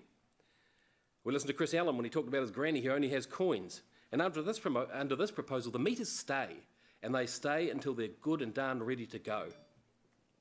When the app technology is ready to go, that's when the meters go, not before. We listened to staff who said they could we will lose money. But here's the salient point about losing the money. Under this proposal, we have two very strong levers. Thank you. The amount of time, won't go on for long, the amount of time we have offered on free parking and the amount we charge at the end of it. We've got two very strong levers which we didn't necessarily have before. We listened to Councillor Southgate when she stressed the need for a trial period and serious monitoring. When the sensors go up, we'll be collecting far better data than we've ever had before. We'll know what's working and what's not. It's a trial with regular reports and solid data, not just anecdotal stories and opinions, although I do welcome Councillor Robb's amendment at the end. Just finally, I spoke with one reasonably outspoken person in the community who'd been vehemently against the idea that we'd put out to consultation, and she'd been very, very vocal, very publicly. And you know what, when she heard about this new proposal, she shrieked with joy. She said, what a great idea. But you know what was the most amazing thing? You know what the most amazing thing was? She said, we listened. She said, we listened. This proposal ticks the boxes. $26 average rate increase, gone. 2-hour limit, gone. Undervalued parking spaces, gone. It's brave, it's cautious, it's innovative, but it's considered. It's progressive, but it comes with safeguards and a trial period. But most importantly, and I stress most importantly, under this proposal, we will keep listening. It's not the light bulb moment yet, but it is a bright idea along the way.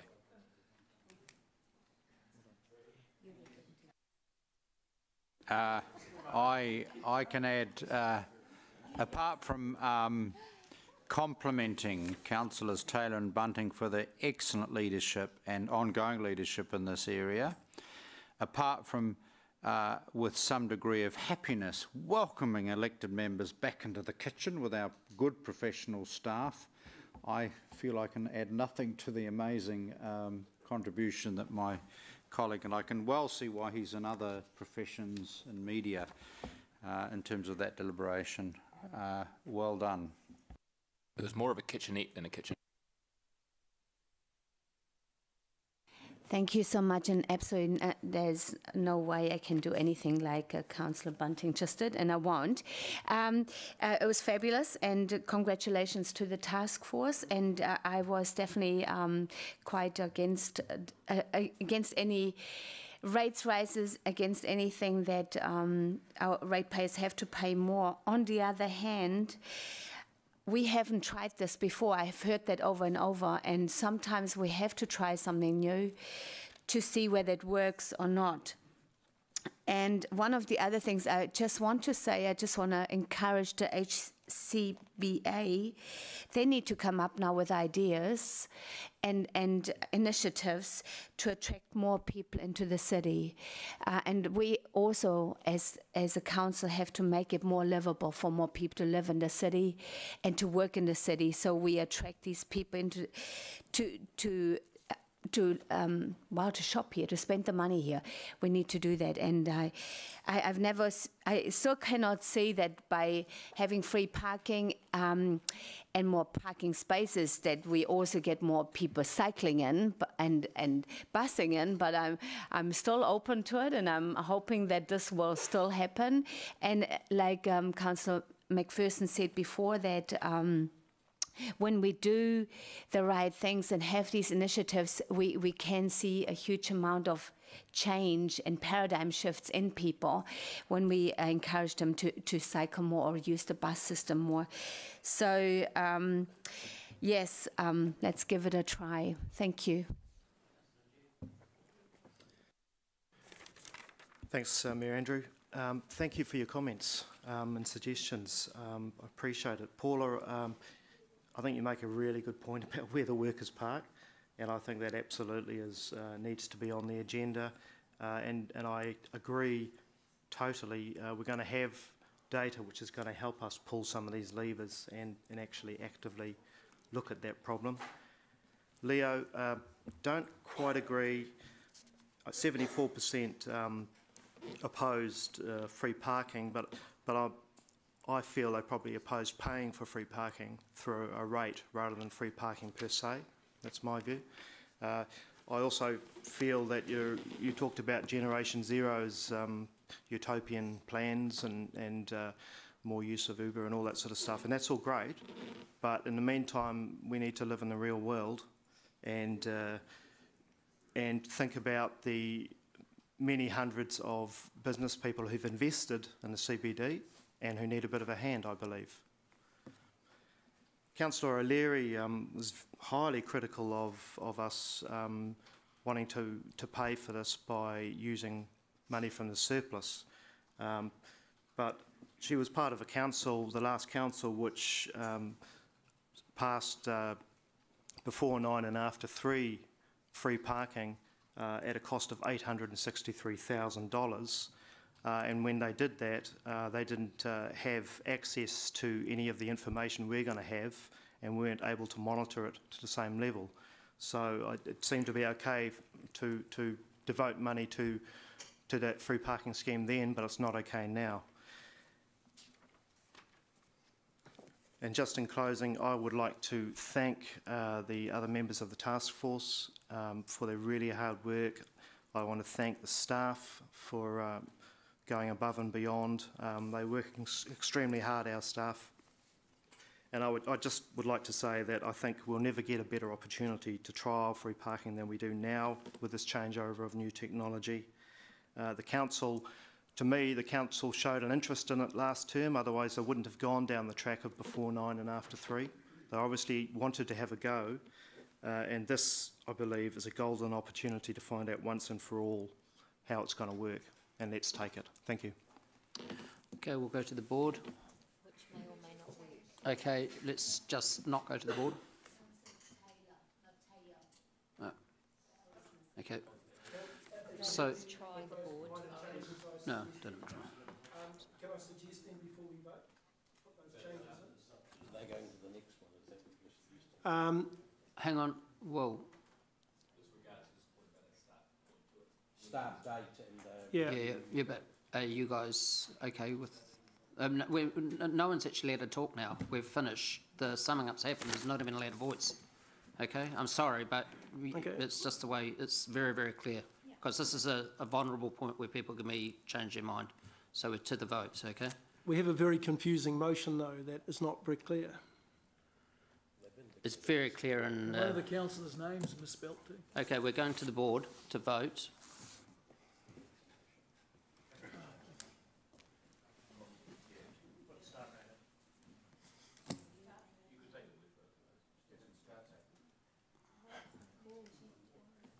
We could move another motion, could we? So maybe if I move that subsequent motion.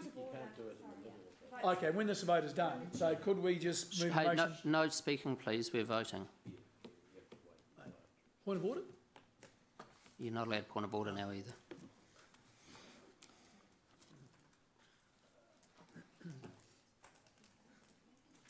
So we're voting now, eh? Happy to make it clear in the minutes. Who wouldn't?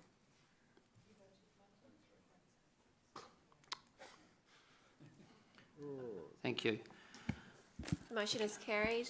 9 for, 3 against. Gary, Okay, so you now have we to change move... places with me now. Okay. Yeah, sure. Yeah. Oh, yeah. The extreme left. Start date, Rob, and the other one was the... Oh, can I say that now? Yeah, Sorry, hang on, just, yeah, go. Okay, I thought perhaps in A3, provision for paid on-street parking beyond 2 hours, beyond the 2 free hour limit from the 1st of October 2017. And then under C, which I don't think have we debated C, or have we not got down that far? No, we haven't, no. Okay, well, can I suggest that we make this change now so that it's there when we get to C? Yes, sure. And that under C, approves a further reduction in the forecast revenue from parking in 2017-18 of $750,000 for the 9-month period to 30 June 2018 to reflect the amended parking proposal. I mean, there's no major change to it. It's just really putting clarity around what was missing in the motion. Yeah, I love that you put the years in wrong. Yeah, well, we do need the years in. Okay, so we're now going to motion 3, which has been moved by Councillor Taylor, seconded by Councillor Bunting. Any questions?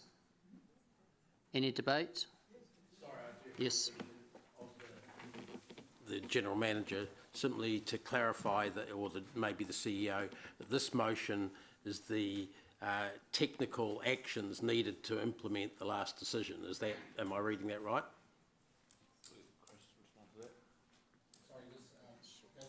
Councillor? You were busy talking to someone else, weren't you? I was. Actually, it's really moved now from you guys to Sean for this part of the motion.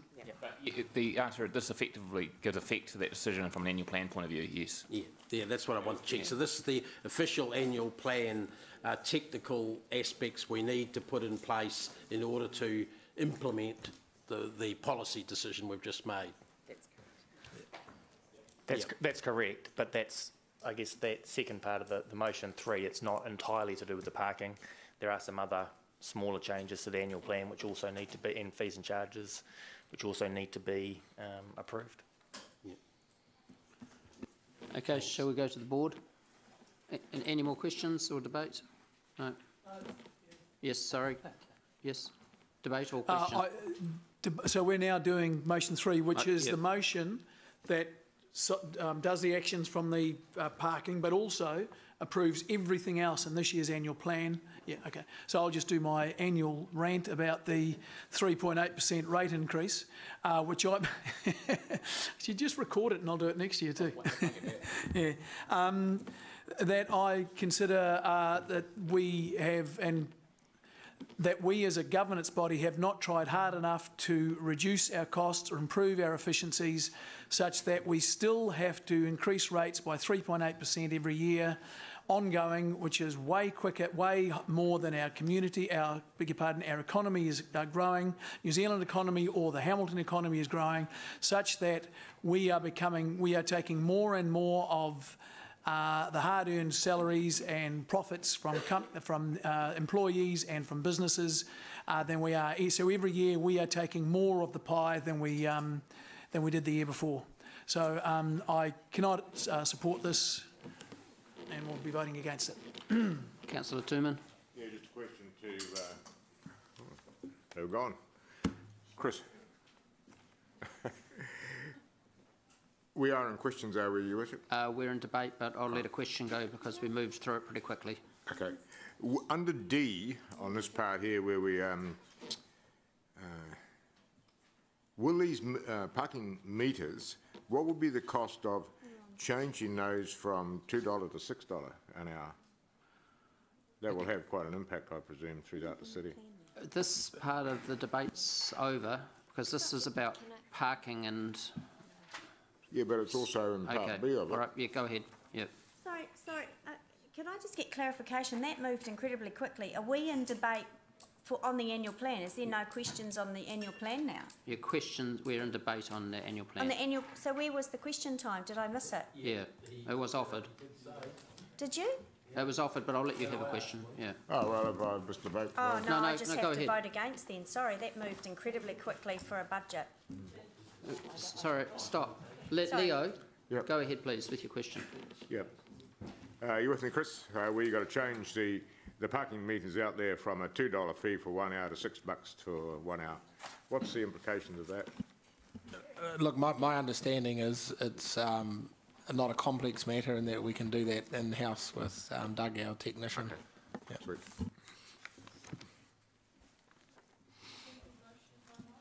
Hang on. What's going on? Can we just wait here? We've actually moved away from parking now, and Sean, you should be sitting over here. Okay? And Chris, the parking debate's finished. We're now in the annual plan. Did we go this part here? Sorry. And there was no questions, but we'll go back to questions. All right? Can I put a procedural motion that we're adjourned? It's now, look at the time, and I really think we could do with a break. Agreed. Okay, so we'll come back at 2:15 for lunch. Thank you. Great.